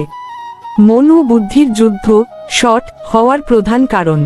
শট হওয়ার পেছনে সবচেয়ে বড় কারণ হলো মন, মানস এবং বুদ্ধি এর মধ্যেকার সংঘাত।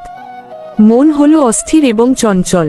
এটি ইন্দ্রিয়ের দাস, সবসময় নতুন ভোগ, নতুন আনন্দ বা নতুন বিক্ষেপ খোঁজে।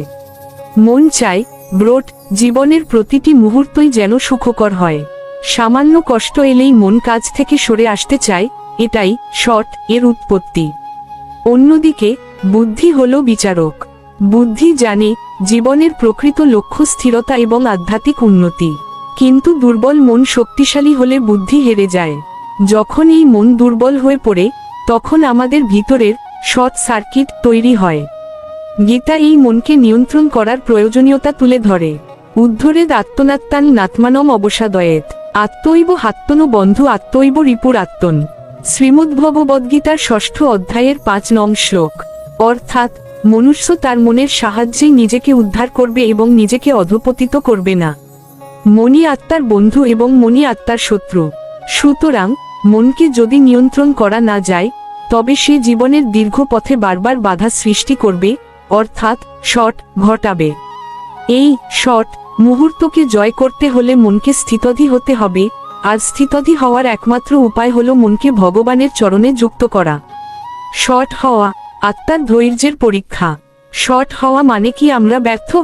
না, এটি আমাদের আত্মাকে পরীক্ষা করার একটি উপায়। যেমন একটি খাঁচার পাখি মাঝে মধ্যে ডানা ঝাপটে থেমে যায়, কারণ সে নতুন বায়ুর সাথে মানিয়ে নিতে চায়। ঠিক তেমনি আমাদের মনও মাঝে মাঝে থেমে যায়, কারণ আত্মার উন্নতির পথে আমাদের দৃষ্টি ও শৃঙ্খল পরীক্ষা করা হচ্ছে। এই শট মুহূর্তগুলি আমাদের দুটি জিনিস শেখায়। 1.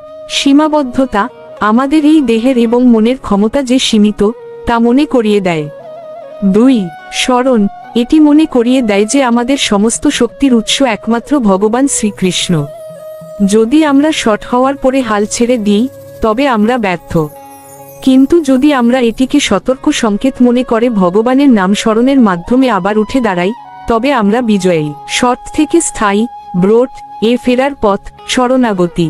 যদি শট হওয়াটা অনিবার্য হয় তবে কিভাবে আমরা স্থায়ীভাবে ব্রোট দীর্ঘ ও অবিচ্ছিন্ন প্রচেষ্টা অবস্থায় ফিরে যেতে পারি? এর চাবিকাঠি হলো ভগবানের শরণাগতি। শরণাগতি মানে কেবল মন্দিরে যাওয়া নয়, এর অর্থ হলো নিজের জীবনের সমস্ত ফল এবং নিয়ন্ত্রণ ভগবানের হাতে ছেড়ে দেওয়া। যখন আমরা এটি করি তখন মন থেকে 3টি জিনিস দূর হয় যা শট ঘটায়। 1. কর্তৃত্বের অহংকার, আমরা মনে করি আমি সব করছি। এই অহংকার যখন ধাক্কা খায় তখন শট হয়। শরণাগতি এই অহংকার দূর করে। 2. ফলের আসক্তি, আমরা ফলের প্রতি এত আসক্ত হই যে সামান্য ব্যর্থতা এলেই ভেঙে পড়ি। আসক্তি ত্যাগ করলে মন শান্ত হয়। 3. অজ্ঞানতা, আমরা নিজেদেরকে কেবল শরীর মনে করি। আত্মজ্ঞান এলে জীবনের লক্ষ্য স্পষ্ট হয়, তখন কোনো বাধা আসলেও বিচলিত হতে হয় না। এই শরণাগতি আমাদের মনকে সমস্ত জাগতিক অস্থিরতা থেকে সুরক্ষা দেয়। ভগবান শ্রীকৃষ্ণ গীতায় বারবার মনকে সংযত করে তার প্রতি নিবেদিত হওয়ার উপদেশ দিয়েছেন, যা সমস্ত ভয় ও দুর্বলতা দূর করে। তস্মাৎ সর্বেষু কালেষু মাম অনুসর যুধ চ মজ্জর্পিতমনোবুদ্ধি মাম এবৈশ্যসি অসংশয়। শ্রীমদ্ভগবদ্গীতার 8ম অধ্যায়ের 7 নং শ্লোক। অর্থাৎ অতএব তুমি সবসময় আমাকে স্মরণ করো এবং তোমার কর্তব্য কর্ম করো। আমাতে অর্পিত মন ও বুদ্ধি নিয়ে তুমি নিঃসন্দেহে আমাকেই লাভ করবে। কিভাবে এই শট মুহূর্তগুলো কাটানো যায়? গভীর বিশ্লেষণ। এই সাময়িক ছেদগুলিকে অতিক্রম করে দীর্ঘ ও অবিচ্ছিন্ন আধ্যাত্মিক জীবনে ফেরা সম্ভব এই 4টি ধাপে। 1. মনকে স্থির করা, জপ এবং শ্রবণ। মনকে অস্থিরতা থেকে মুক্ত করার প্রধান উপায় হল অবিরাম জপ এবং কৃষ্ণ কথা শ্রবণ। শ্রীমদ্ভগবদ্গীতার উপদেশ অনুসারে মনকে সবসময়ের জন্য ভগবানের সাথে যুক্ত করাই হল সকল অস্থিরতা দূর করার একমাত্র পথ। এটিই মনের একমাত্র প্রকৃত খাদ্য। 2. ভয় ও দ্বিধা ত্যাগ করা, অভয়ই আধ্যাত্মিকতার প্রথম ধাপ। যখন আমরা ভয় ত্যাগ করি তখন কাজের মধ্যেই মন স্থির থাকে। মনে রাখবেন, ভগবান সর্বদা আপনার সাথে আছেন। 3. পিছনের ব্যর্থতা ভুলে যাওয়া। শিক্ষা নিন, দায় নয়। অতীতের ভুল বা ব্যর্থতা আমাদের জন্য শিক্ষা। অতীতের ভার নামিয়ে এগিয়ে চলুন, কারণ অতীত কেবল একটি অভিজ্ঞতা। 4. যোগের অনুশীলন। যুক্ত হওয়া। নিয়মিতভাবে যোগের অনুশীলন করুন, যা জ্ঞান, কর্ম বা ভক্তির মাধ্যমে ভগবানের সাথে যুক্ত থাকা। যখন আপনি যুক্ত থাকেন, তখন শর্ট হওয়ার সুযোগ থাকে না। গীতার 8 অধ্যায়ের 66 নং শ্লোক মনে করিয়ে দেয়, সমস্ত ধর্ম ত্যাগ করে একমাত্র তার শরণাগত হলেই তিনি আমাদের সমস্ত পাপ থেকে মুক্ত করবেন, অর্থাৎ জীবনের সকল শর্ট কাটিয়ে দেবেন। মূল শিক্ষা। বন্ধুরা, আজকের আলোচনার মূল শিক্ষা হল, শর্ট হওয়া মানে ব্যর্থতা নয়, এটি আত্মার ধৈর্য ও বিশ্বাসের পরীক্ষা। মনকে স্থির রেখে এবং ভগবানের উপর নির্ভর করলে আমরা এই শর্ট মুহূর্তগুলি কাটিয়ে আবারও সফলভাবে এগিয়ে যেতে পারি। এই সত্যের সন্ধান যেন কখনোই থেমে না যায়, এই কামনা করি। আধ্যাত্মিক বন্ধনের ডাক। এই গভীর আধ্যাত্মিক জ্ঞান এবং তত্ত্ব জিজ্ঞাসার পথে আমাদের আলোচনা জারি রাখতে কৃষ্ণা টক্স বাংলা চ্যানেলে প্রতিদিন রাত 8টায় আপনাদের উপস্থিতি একান্ত কাম্য। আমাদের এই আলোচনাগুলি আপনার জীবনে আধ্যাত্মিক আলো এনে দিক, এই প্রার্থনা। আলোচনাটি ভালো লাগলে উৎসাহ দিতে ভিডিওটিতে একটি লাইক দিন। এটি আমাদের আরও ভালো কাজ করতে অনুপ্রেরণা যোগায়। জীবনের মূল উদ্দেশ্য তত্ত্ব জিজ্ঞাসা। তাই আপনার মনে জমে থাকা যে কোনো প্রশ্ন বা কৌতূহল কমেন্ট বক্সে জানাতে দ্বিধা করবেন না। আপনার একটি জিজ্ঞাসা আরও অনেককে আলোকিত করতে পারে। এই সত্যের আলো যেন সবার কাছে পৌঁছায়, তাই চ্যানেলটি সাবস্ক্রাইব করুন এবং আপনার প্রিয়জনদের সাথে শেয়ার করুন।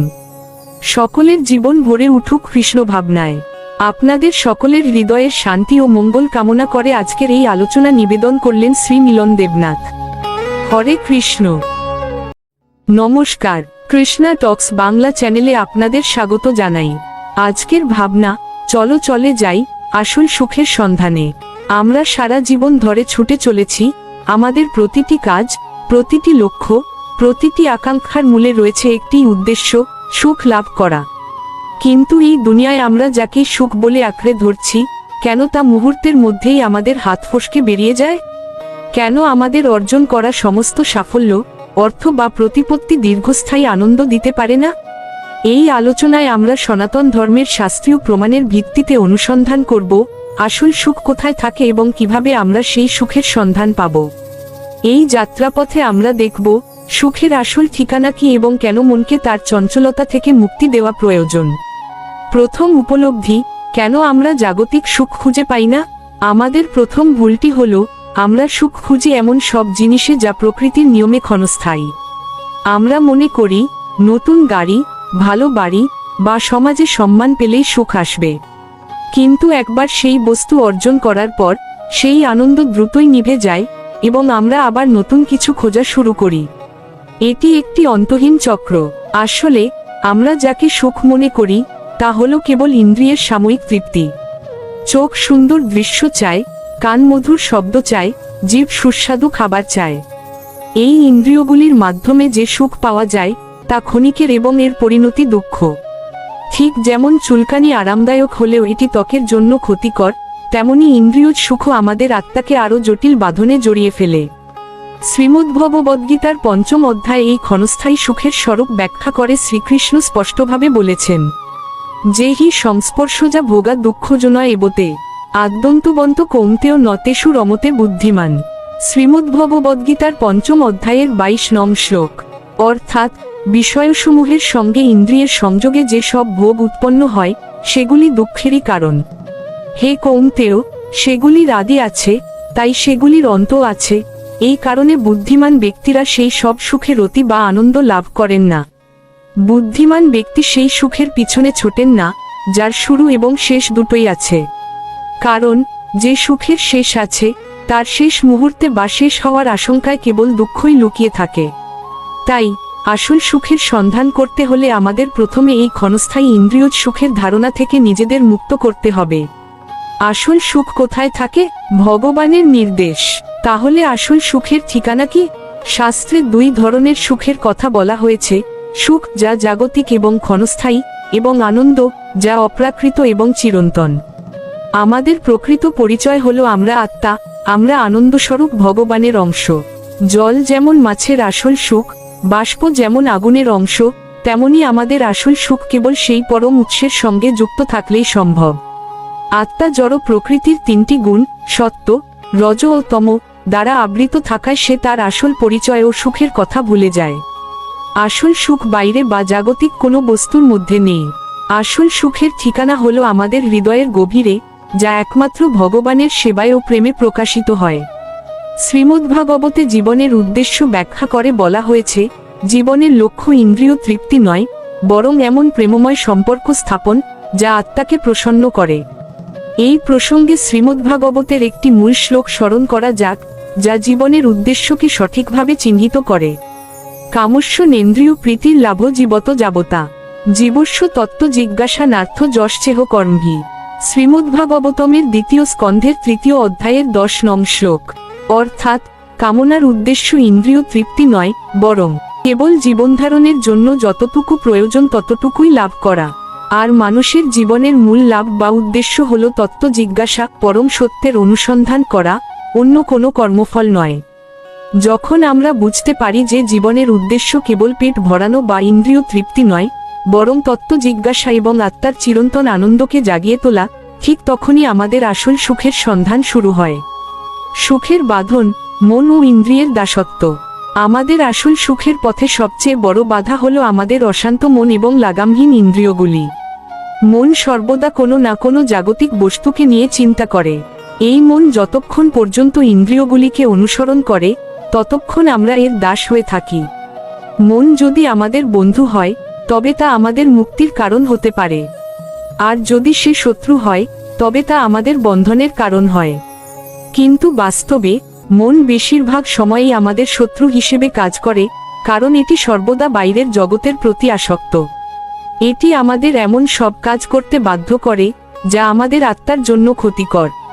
এই মনকে নিয়ন্ত্রণ না করতে পারার কারণেই আমরা কেবল ভোগের জন্য সুখ খুঁজি, আর সেই ভোগের শেষে পাই কেবল হতাশা ও শূন্যতা।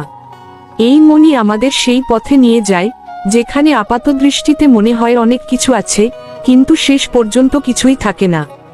সুখের সন্ধানে সফলতা পেতে হলে এই চঞ্চল মনকে অবশ্যই বশ করতে হবে। আর মনকে বশ করার একমাত্র উপায় হল মনকে এমন এক উচ্চতর স্বাদে যুক্ত করা, যা জাগতিক সুখের চেয়ে 1000 গুণ বেশি মধুর। একবার উচ্চতর স্বাদ পেলে মন আপনা আপনিই নিকৃষ্ট বস্তুর প্রতি আগ্রহ হারাবে। কিভাবে শুরু করব এই যাত্রা? আসল সুখের সন্ধান কোনো ভৌগোলিক যাত্রা নয়, এটি হলো চেতনার রূপান্তর। আমরা এখন যে জড় জগতে আছি, এখানেই থেকেই আমরা আমাদের যাত্রা শুরু করতে পারি। এই যাত্রার সবচেয়ে সহজ এবং শক্তিশালী উপায় হলো ভগবানের পবিত্র নাম শ্রবণ ও কীর্তন। কলিযুগে শ্রীকৃষ্ণ স্বয়ং নামরূপে অবতীর্ণ হয়েছেন। যখন আমরা একাগ্র চিত্তে ভগবানের নাম জপ করি বা শ্রবণ করি, তখন সেই ধ্বনি আমাদের মনকে সমস্ত জাগতিক কোলাহল থেকে মুক্ত করে সরাসরি আত্মার সঙ্গে যুক্ত করে। এই পবিত্র নামই আমাদের মনকে সেই উচ্চতর স্বাদে যুক্ত করে, যার ফলে ইন্দ্রিয়গুলি আপনা আপনিই বসে আসে এবং আমরা বৈরাগ্যের পথে পা বাড়াতে পারি। ভগবানের নাম জপ করলে আপনি দোকান চালাচ্ছেন বা অফিসে কাজ করছেন, যাই করুন না কেন, আপনার মন সেই আনন্দের উৎসের সঙ্গে যুক্ত থাকবে। এর পাশাপাশি আমাদের উচিত সমস্ত কাজকে যজ্ঞের অংশ হিসেবে দেখা। আমাদের কর্মকে কোনো ফলের প্রত্যাশা না করে কেবল ভগবানের প্রীতির জন্য যখন করা হয়, তখন সেই কাজ আর বন্ধন তৈরি করে না, বরং তা আনন্দ ও মুক্তির পথ খুলে দেয়। এটাই হলো আসল সুখের সন্ধান, যা কর্মফলকে নয়, কেবল কর্মের উদ্দেশ্যকে পরিবর্তন করে। উপসংহার ও চূড়ান্ত আহ্বান, আনন্দের পথে আপনার অঙ্গীকার। বন্ধুরা, আজকের এই আলোচনা আমাদের দেখালো যে আসল সুখের সন্ধান করতে হলে আমাদের প্রথমে বুঝতে হবে আমরা কে, আমাদের আসল প্রয়োজন কি এবং সেই প্রয়োজন কিভাবে মেটানো সম্ভব। সুখের আসল ঠিকানা আপনার বাইরে কোথাও নেই, এটি আপনার আত্মার মধ্যেই নিহিত আছে। শুধু দরকার সেই উৎসকে আবার জাগিয়ে তোলা। বন্ধুরা, আসল সুখের সন্ধান করতে হলে আমাদের প্রথমে বুঝতে হবে আমরা কে, আমাদের আসল প্রয়োজন কি এবং সেই প্রয়োজন কিভাবে মেটানো সম্ভব। সুখের আসল ঠিকানা আপনার বাইরে কোথাও নেই, এটি আপনার আত্মার মধ্যেই নিহিত আছে।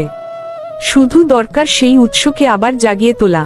এটাই হোক আমাদের অঙ্গীকার। আপনার এই সত্যের সন্ধান যেন কখনোই থেমে না যায়, এই কামনা করি।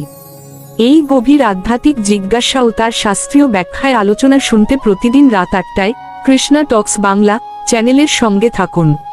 এই চ্যানেলে আমরা ধর্মীয় ও আধ্যাত্মিক বিষয় নিয়ে হৃদয় ছোঁয়া বিশ্লেষণমূলক আলোচনা করি।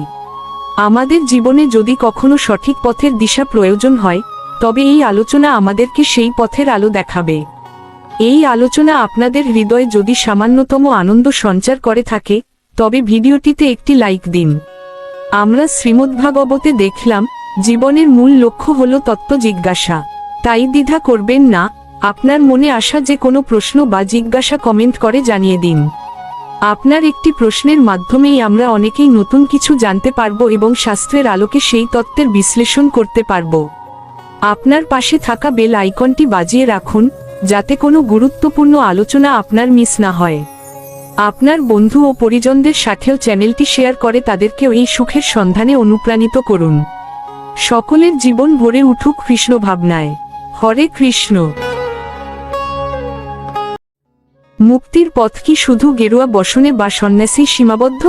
সংসারের হাজারো দায়িত্বের ভারের নিচে চাপা পড়ে কি আধ্যাত্মিক মুক্তি অর্জন করা আমাদের সাধ্যের বাইরে? এই প্রশ্নটি বহু বছর ধরে আমাদের মনকে আলোড়িত করেছে। নমস্কার, কৃষ্ণা টক্স বাংলা চ্যানেলে আপনাদের স্বাগত। আজকের ভাবনা, সংসার ত্যাগ না করে মুক্তি। আসলে আধ্যাত্মিক মুক্তি কোনো ভৌগোলিক বা বাহ্যিক স্থান পরিবর্তন নয়, এটি হলো মানসিক অবস্থার আমূল পরিবর্তন। মুক্তি মানে জগৎকে এড়িয়ে যাওয়া বা পালিয়ে যাওয়া নয়, বরং আমাদের মনের মধ্যে থাকা জাগতিক আসক্তিগুলিকে নির্মূল করা। সংসার ত্যাগ না করেও যে পূর্ণ মুক্তি সম্ভব, ভগবান শ্রীকৃষ্ণ গীতায় সেই পথকেই কর্মযোগ নামে আমাদের সামনে তুলে ধরেছেন। মুক্তি মানে আসক্তি ত্যাগ, সংসারকে আলিঙ্গন। সংসারে বাস করেও মুক্তি লাভ করা কেবল সম্ভব নয়, বরং এটিই বেশিরভাগ মানুষের জন্য নির্দিষ্ট পথ। এই পথের মূল ভিত্তি হল কর্মফলের প্রতি আমাদের মানসিকতা পরিবর্তন। জীবনের কর্মফল দুভাবে আমাদের বন্ধন তৈরি করে। প্রথমত, ফলের প্রতি প্রত্যাশা। আপনি যখন কোনো কাজ করেন এবং ফলাফলের প্রতি অতিরিক্ত প্রত্যাশা রাখেন, তখন সেই প্রত্যাশা পূর্ণ না হলে দুঃখ পান। এই সুখ দুঃখের চক্রই হল বন্ধন। দ্বিতীয়ত, কর্তৃত্বের অহংকার। আমরা মনে করি, আমিই সব করছি, আমার দ্বারাই সব হয়েছে। এই আমি এবং আমার ভাব আমাদের আত্মা থেকে বিচ্ছিন্ন করে অহংকারে আবদ্ধ করে। এই অহংকার এবং আসক্তি ত্যাগী মুক্তির মূল চাবিকাঠি। মনে রাখবেন, আপনি ভগবানের সেবায় নিযুক্ত একটি যন্ত্র মাত্র। এই আত্মসমর্পণের মনোভাবই বন্ধন শিথিল করে। এই প্রসঙ্গে ভগবান শ্রীকৃষ্ণ গীতায় স্পষ্টভাবে নির্দেশ দিয়েছেন, যেখানে তিনি কর্মের প্রয়োজনীয়তা তুলে ধরেন। নিয়তং কুরু কর্ম তং কর্ম যেও হি অকর্মণ, শরীরযাত্রা অপি চতে ন প্রসিদ্ধাদ অকর্মণ। শ্রীমদ্ভগবদ্গীতার 3য় অধ্যায়ের 8 নং শ্লোক। অর্থাৎ, তুমি তোমার নির্দিষ্ট কর্তব্য কর্ম করো, কারণ কর্ম না করার চেয়ে কর্ম করাই শ্রেয়। কর্ম না করলে তোমার শরীরের রক্ষণাবেক্ষণও সম্ভব হবে না। সুতরাং কর্ম বা সংসার ত্যাগ করার দরকার নেই। সংসারকে বরং যোগ বা ভক্তির একটি ক্ষেত্র হিসেবে ব্যবহার করুন। আপনার পরিবার, চাকরি, দায়িত্ব, এগুলি সবই আপনার কর্মক্ষেত্র। এই কর্মগুলি যদি ভগবানের সন্তুষ্টির জন্য এবং নিষ্কামভাবে করা হয়, তবে তা বন্ধনের কারণ না হয়ে মুক্তির পথে শক্তিশালী সহায়ক হয়। সংসারকে যোগে রূপান্তরের কৌশল। কিন্তু কিভাবে আমাদের সাধারণ কাজগুলি মুক্তির পথে পরিণত হবে? এই রূপান্তরের জন্য প্রয়োজন গভীর সচেতনতা এবং অনুশীলন। প্রথমে, আপনার ওপর অর্পিত দায়িত্বগুলিকে ধর্ম ভক্তির সাথে পালন করুন। আপনার পেশা বা আপনার পারিবারিক কর্তব্য সবই ভগবানের সেবার অংশ। কর্তব্যকে কখনোই বোঝা হিসেবে দেখবেন না, বরং এটি আপনার আধ্যাত্মিক অনুশীলনের সুযোগ। দ্বিতীয়ত, ভোগের মনোভাবকে সম্পূর্ণভাবে ত্যাগ করতে হবে। সংসারের কোনো কিছুকেই আমার বলে মনে করবেন না। যখন আপনি আপনার উপার্জন, আপনার পরিবারকে ভগবানের দেওয়া সম্পদ বা ট্রাস্টিশিপ হিসেবে দেখেন এবং নিজে তার সেবক বা তত্ত্বাবধায়ক হন, তখনই আসক্তি আপনা আপনি দূর হয়। এই মানসিকতা আপনাকে কর্মের ফল থেকে মুক্ত রাখে। তৃতীয়ত, নিয়মিত স্মরণ। কর্মের মাঝেও যেন ভগবানের প্রতি আপনার মনোযোগ বিচ্ছিন্ন না হয়। রান্না করার সময়, অফিসে কাজ করার সময়, এমনকি হাঁটার সময়ও মনে মনে তার নাম জপ করুন। এই নিরন্তর স্মরণ ও অনুশীলন আপনার মনকে জাগতিক আসক্তি থেকে মুক্ত রেখে মুক্তিপথের পথিক করে তুলবে। ভগবান গীতায় ৬ষ্ঠ অধ্যায়ের ১ নং শ্লোকে স্পষ্ট বলেছেন, যিনি কর্মফল ত্যাগ করে কর্তব্যকর্ম সম্পাদন করেন তিনিই প্রকৃত সন্ন্যাসী এবং যোগী।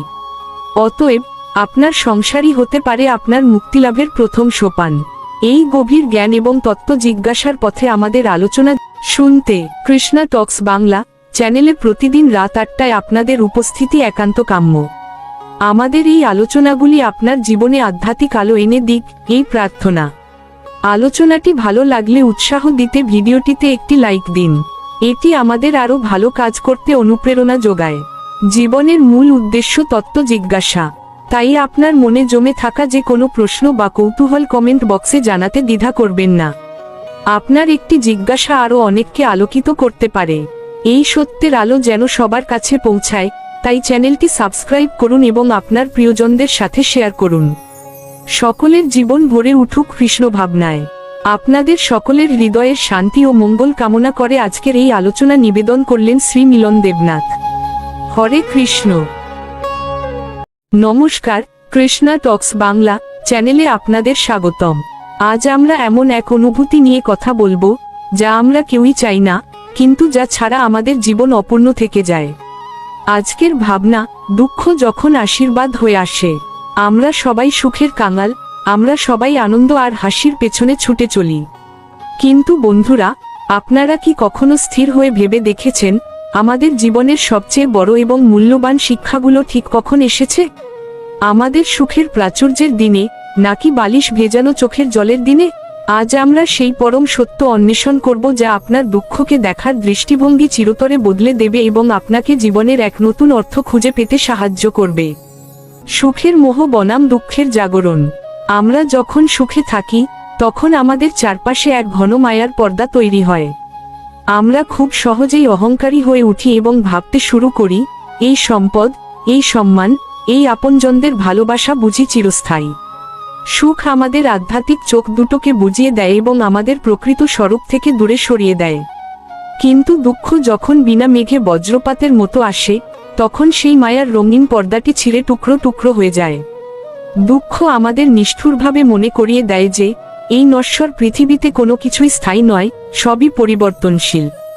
শ্রীমদ্ভগবদ্গীতায় ভগবান শ্রীকৃষ্ণ এই জগৎকে দুঃখালয়ম অশাশ্বতম বলেছেন, অর্থাৎ এই জগৎ হলো দুঃখের আধার এবং এটি অস্থায়ী। অনেকে প্রশ্ন করেন, ভগবান কেন তার সৃষ্টিতে দুঃখ রাখলেন?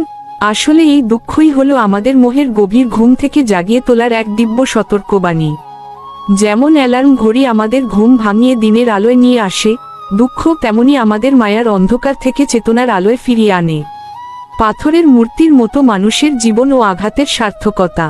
একটি পাহাড়ের সাধারণ পাথর ততক্ষণ পর্যন্ত দেবতায় রূপান্তরিত হয় না, যতক্ষণ না সেটি ভাস্করের শ্রেণীর হাজারো নিষ্ঠুর আঘাত সহ্য করে। যদি পাথরটি আঘাতের ভয় পিছিয়ে যেত, তবে সে কোনোদিন মন্দিরের সিংহাসনে পূজিত হতে পারত না। আমাদের জীবনটাও ঠিক তেমন। দুঃখ হলো সেই শ্রেণীর আঘাত যা আমাদের ভেতরের অহংকার, ক্রোধ, সংকীর্ণতা আর কুসংস্কারকে ভেঙে চুরমার করে দেয়। আমাদের ভেতরের অপ্রয়োজনীয় অংশগুলো ঝরে পড়লেই কেবল আমাদের আসল রূপটি ফুটে ওঠে। পাণ্ডব জননী কুন্তী দেবী যখন ভগবানের কাছে বর চেয়েছিলেন, তিনি কোনো রাজ্য, ঐশ্বর্য বা দীর্ঘায়ু চাননি, তিনি এক অদ্ভুত বর চেয়েছিলেন, তিনি চেয়েছিলেন বিপদ। তিনি প্রার্থনা করেছিলেন, হে কৃষ্ণ, আমাকে বারবার বিপদ দাও, কারণ বিপদে পড়লেই আমি তপ্ত হৃদয়ে তোমাকে মনে করি, আর তোমাকে মনে করা মানেই হলো জন্ম মৃত্যুর চক্র থেকে চিরতরে মুক্তি। একবার গভীরভাবে চিন্তা করে দেখুন, যে দুঃখ আমাদের পরমাত্মার চরণে নিয়ে যায়, সেই দুঃখ কি আর অভিশাপ থাকতে পারে? তা তো হয়ে ওঠে জীবনের সবচেয়ে বড় ঐশ্বর্য এবং ভগবানের দেওয়া পরম আশীর্বাদ। অন্ধকারের মহিমা, কেন আলো চেনার জন্য রাত প্রয়োজন? যদি পৃথিবী থেকে রাত চিরতরে মুছে যেত, তবে আমরা কি কোনোদিন দিনের আলোর মূল্য বুঝতাম? যদি মরুভূমির তপ্ত তৃষ্ণা না লাগত, তবে কি এক গ্লাস সাধারণ জলের মাধুর্য অনুভব করা যেত? একইভাবে জীবনে দুঃখের কষাঘাত না থাকলে আমরা সুখের প্রকৃত স্বাদ কোনোদিনই গ্রহণ করতে পারতাম না। দুঃখ কেবল আমাদের কাঁদায় না, দুঃখ আমাদের হৃদয়কে কোমল করে, আমাদের অন্যের প্রতি দয়ালু হতে শেখায়। যে মানুষ নিজে কোনোদিন যন্ত্রণায় কাঁদেনি, সে অন্য কারোর বুক ফাটা চোখের জলের ভাষা কোনোদিন বুঝতে পারে না। তাই দুঃখ আমাদের কেবল নিজের জন্য বাঁচতে শেখায় না, বরং বিশ্বের ব্যথায় ব্যথিত হতে শেখায়। এটি আমাদের মানবিকতা আর সহমর্মিতার দীক্ষা দেয়। ভগবান দুঃখ পাঠান যাতে আমরা পরশ্রীকাতরতা ভুলে একে অপরের হাত ধরে ভক্তিপথে এগোতে পারি। প্রকৃতি ও রূপান্তরের অমোঘ নিয়ম। আমরা যদি প্রকৃতির দিকে তাকাই, তবে দেখব প্রকৃতির প্রতিটি সৃষ্টির পেছনে রয়েছে এক তীব্র সংঘর্ষ। একটি বীজকে মাটির নিচে অন্ধকারে একাকী পচতে হয়, মাটির কঠিন চাপের মুখে থাকতে হয়, তবেই সে সেই আবরণ ভেদ করে একটি বিশাল মহীরুহে পরিণত হয়। একইভাবে প্রতিটি প্রহরে পাখিদের যে জাগরণ, তা আমাদের শেখায় যে রাতের নিবিড় অন্ধকারের পরেই ভোরের পরম আনন্দগান আসে। দুঃখ হলো সেই রোপিত বীজের মতো যা এখন অন্ধকারে আছে ঠিকই, কিন্তু আসলে এটি আপনার ভেতর এক নতুন ভোরের সম্ভাবনা তৈরি করছে। যারা এই দুঃখের প্রহরে ধৈর্য ধরতে পারে এবং ভগবানের ওপর বিশ্বাস হারায় না, তারাই কেবল অন্তিমে আনন্দের অরুণোদয় দেখতে পায়। মনে রাখবেন, ভগবান আপনাকে চূর্ণ করছেন না, তিনি আপনাকে নতুনভাবে গড়ে তুলছেন। শ্রীকৃষ্ণের শিক্ষা ও অর্জুনের বিষাদ থেকে প্রসাদ। কুরুক্ষেত্রের যুদ্ধের প্রারম্ভে অর্জুন যখন রথের ওপর দিশেহারা হয়ে ভেঙে পড়েছিলেন, সেটি ছিল তার জীবনের চরম দুঃখ ও সংকটের মুহূর্ত। তিনি তার স্বজনদের হারানোর ভয়ে বিষাদগ্রস্ত হয়েছিলেন। কিন্তু সেই দুঃখ না থাকলে কি আজ আমরা শ্রীমদ্ভগবদ্গীতার মতো অমৃতবাণী পেতাম? অর্জুনের সেই ব্যক্তিগত বিষাদই আজ সারা বিশ্বের জন্য পরম প্রসাদ হয়ে দাঁড়িয়েছে। আজ আপনার জীবনে যে বিচ্ছেদ, যে অভাব বা যে অপমান আপনাকে দগ্ধ করছে, হতে পারে তার আড়ালে ভগবান আপনাকে কোনো বড় দায়িত্ব পালনের জন্য বা কোনো বড় যুদ্ধের জন্য তৈরি করছেন। আমরা মায়ার কম্বল জড়িয়ে অলসতার ঘুমে আচ্ছন্ন থাকতে চাই, কিন্তু করুণাময় ঈশ্বর দুঃখের কষাঘাত দিয়ে আমাদের জাগিয়ে তোলেন, কারণ তিনি চান না আমরা এই নশ্বর জগতের পান্থশালায় স্থায়ী হওয়ার ভুল করি। তিনি চান আমরা যেন তার চিরন্তন প্রেমের পথে ফিরে আসি। দুঃখকে বরণ করে নেওয়ার আধ্যাত্মিক উপায়। বন্ধুরা, আজ থেকে দুঃখকে আপনার শত্রু মনে করবেন না। যখনই দুঃখের মেঘ আপনার আকাশ ঢেকে দেবে, জানবেন পরমেশ্বর ভগবান শ্রীকৃষ্ণ আপনার খুব কাছে এসেছেন। তিনি যখন দেখেন তার প্রিয় সন্তান মায়ার ভ্রান্ত পথে পথভ্রষ্ট হচ্ছে, তখনই তিনি দুঃখের মাধ্যমে আমাদের হাত ধরে সঠিক পথে টেনে আনেন। এটি কোনো শাস্তি নয়, এটি ভগবানের এক নিবিড় এবং প্রেমময় আলিঙ্গন। যারা এই আধ্যাত্মিক রহস্য বুঝতে পারে, তারা দুঃখের দিনেও ভেঙে পড়ে না, বরং তারা কৃতজ্ঞতা প্রকাশ করে। তারা জানে, জীবনের রথের সারথি যখন স্বয়ং কৃষ্ণ, তখন পথের প্রতিটি কাটাও আসলে লক্ষ্যস্থলে পৌঁছানোর সঠিক নির্দেশিকা। আপনি যদি আপনার দুঃখকে শ্রীকৃষ্ণের চরণে অর্পণ করতে পারেন, তবে দেখবেন সেই দুঃখই আপনার প্রশান্তির কারণ হয়ে দাঁড়িয়েছে। উপসংহার ও জীবনের অন্তিম উপলব্ধি।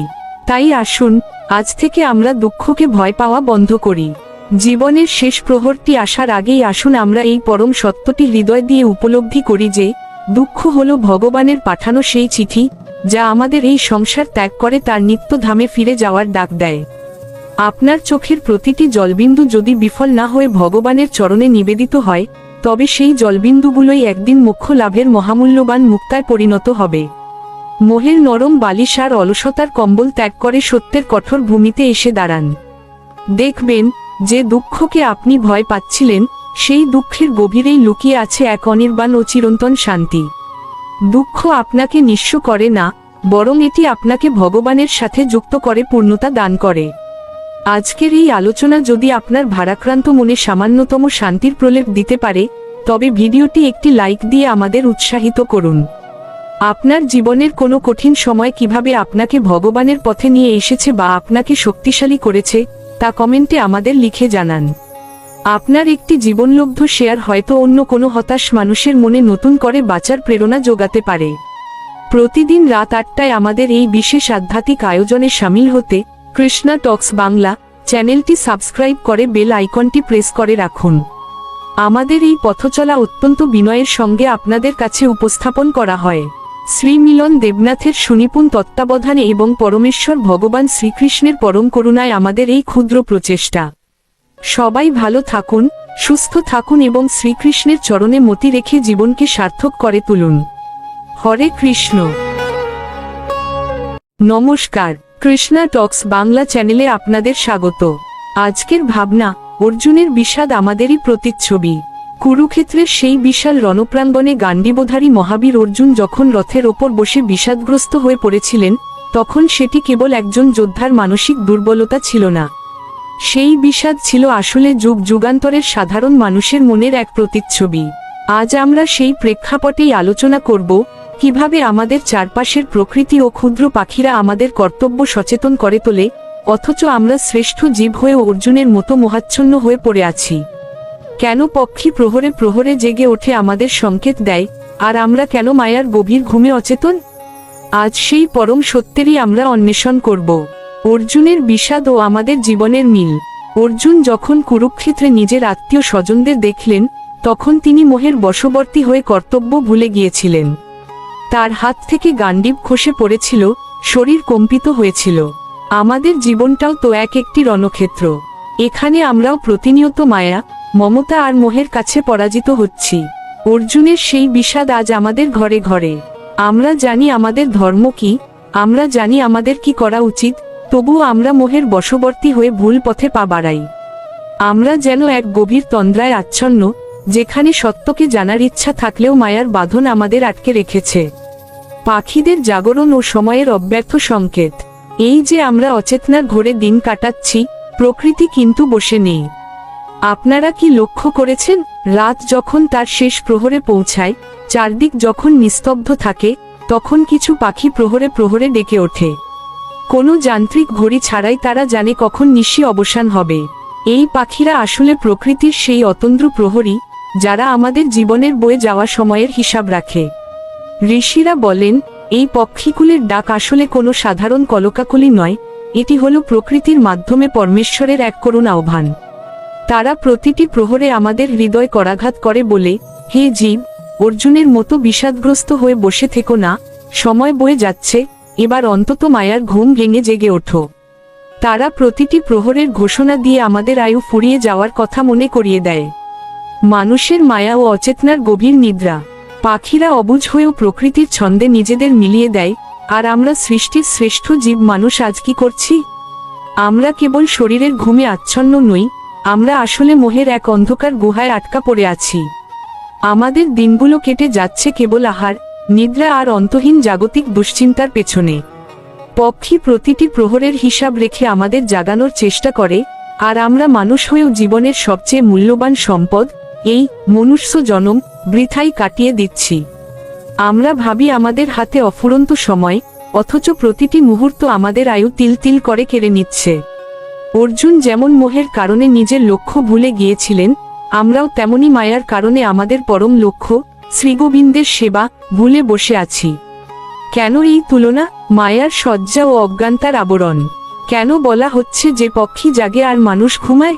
এর মূল ভাবার্থ হল, পাখিরা প্রকৃতির শাশ্বত নিয়মের অনুগত। তারা কৃত্রিমতা জানে না, তারা কাল বা সময়ের গুরুত্ব বোঝে। কিন্তু মানুষ অহংকারের বশে মনে করে সে কালকে জয় করেছে। আমরা মায়ার রাজ্যে এমন এক আরামদায়ক বিছানা পেতেছি যেখানে মোহ হলো আমাদের বালিশ আর অজ্ঞানতা হলো আমাদের কম্বল। এই তন্দ্রাচ্ছন্ন অবস্থায় আমরা ভুলে গেছি আমরা কোথা থেকে এসেছি এবং এই নশ্বর দেহ ত্যাগের পর আমাদের প্রকৃত গন্তব্য কোথায়। পক্ষী যখন প্রহরে প্রহরে ডাকে, সে আসলে আমাদের সেই সনাতন ঠিকানার কথা স্মরণ করিয়ে দেয়। সে আমাদের কানে কানে বলে যায়, ওরে মানুষ, কতকাল আর বিষাদে ডুববি? এবার গান্ডীব তোলো, অর্থাৎ তোর চেতনাকে জাগ্রত কর। শ্রীকৃষ্ণের বাণী ও প্রকৃতির চাবুক। শ্রীমদ্ভগবদ্গীতায় ভগবান শ্রীকৃষ্ণ অর্জুনকে বলেছিলেন, ক্লৈব্যাং মাস্ম গম পার্থ, অর্থাৎ হে অর্জুন, এই ক্লৈব্য বা জোরতা ত্যাগ করো। আজকের মানুষের অবস্থাও ঠিক তেমনি। আমাদের চারপাশের অতি তুচ্ছ জীবজন্তু তাদের সহজ ধর্ম পালন করছে, কিন্তু আমরা মায়ার মোহে পড়ে আমাদের আসল ধর্ম, আত্মোন্নতি এবং ভগবত ভজন ভুলে বসে আছি। পাখিরা যখন আনন্দগান গায়, তারা আসলে ঈশ্বরের ওপর পূর্ণ বিশ্বাসের প্রতিফলন ঘটায়। তারা কালকের জন্য দুশ্চিন্তা করে না, তারা কোনো ভাণ্ডার সঞ্চয় করে না। অথচ আমরা মানুষ সবকিছু পেয়েও সারারাত দুশ্চিন্তায় কাটাই। পাখির এই প্রহরে প্রহরে ডাকা আমাদের জন্য একটি আধ্যাত্মিক চাবুক, যে চাবুক আমাদের অলস ও বিষাদগ্রস্ত মনকে আঘাত করে মনে করিয়ে দেয় যে নাম জপ করার এবং পুণ্য অর্জন করার এখনই শ্রেষ্ঠ সময়। মুক্তির পথ। এই অচেতনার ঘুম ভাঙাতে হলে আমাদের গীতামৃত পান করতে হবে। অর্জুনের বিষাদ যেমন শ্রীকৃষ্ণের বাণীতে দূর হয়েছিল, আমাদের মনের অন্ধকারও তেমনি শাস্ত্রপাঠ এবং ভগবানের নামে দূর হবে। পাখির ডাক যেমন ভোরের আগমন বার্তা দেয়, তেমনি ভক্তি আমাদের হৃদয়ে জ্ঞানের সূর্যোদয় ঘটায়। আসুন আজ থেকে আমরা একটু সচেতন হই, প্রকৃতির সংকেতগুলো বোঝার চেষ্টা করি। জীবনের শেষ প্রহর ফুরিয়ে যাওয়ার আগে যদি আমরা না জাগি, তবে এই অমূল্য মানব জীবন কেবল এক দীর্ঘ বিষাদময় ঘুমের মধ্যেই শেষ হয়ে যাবে। আজকের এই আলোচনা যদি আপনার অন্তরের বিষাদ দূর করতে এবং চেতনার প্রদীপ জ্বালাতে সামান্যতম সহায়তা করে, তবে ভিডিওটি লাইক দিয়ে আমাদের পাশে থাকুন। আপনার জীবনের কোন অভিজ্ঞতা আপনাকে ভগবানের করুণার কথা মনে করিয়ে দেয়, তা কমেন্টে জানাতে ভুলবেন না। আপনার একটি শেয়ার হয়তো অন্য কোনো বিষাদগ্রস্ত আত্মাকে আলোর পথ দেখাতে পারে। প্রতিদিন রাত 8টায় আমাদের এই আধ্যাত্মিক যাত্রায় সঙ্গী হতে কৃষ্ণা টক্স বাংলা চ্যানেলটি সাবস্ক্রাইব করে বেল আইকনটি অন করে রাখুন। পরমেশ্বর ভগবান শ্রীকৃষ্ণের অসীম কৃপা এবং শ্রীমিলন দেবনাথের আন্তরিক নিবেদনে আমাদের এই প্রয়াস আপনাদের চরণে অর্পিত হল। আসুন মোহের নিদ্রা ত্যাগ করি এবং শ্রীকৃষ্ণের চরণে শরণ নিই। হরে কৃষ্ণ। নমস্কার, কৃষ্ণা টক্স বাংলা চ্যানেলে আপনাদের স্বাগতম। আজকের ভাবনাটি আমাদের হৃদয়ের গভীরতম অনুভূতিকে স্পর্শ করে। মালা যখন গাঁথো, তখন পাওয়ার স্বাদ যে জাগে।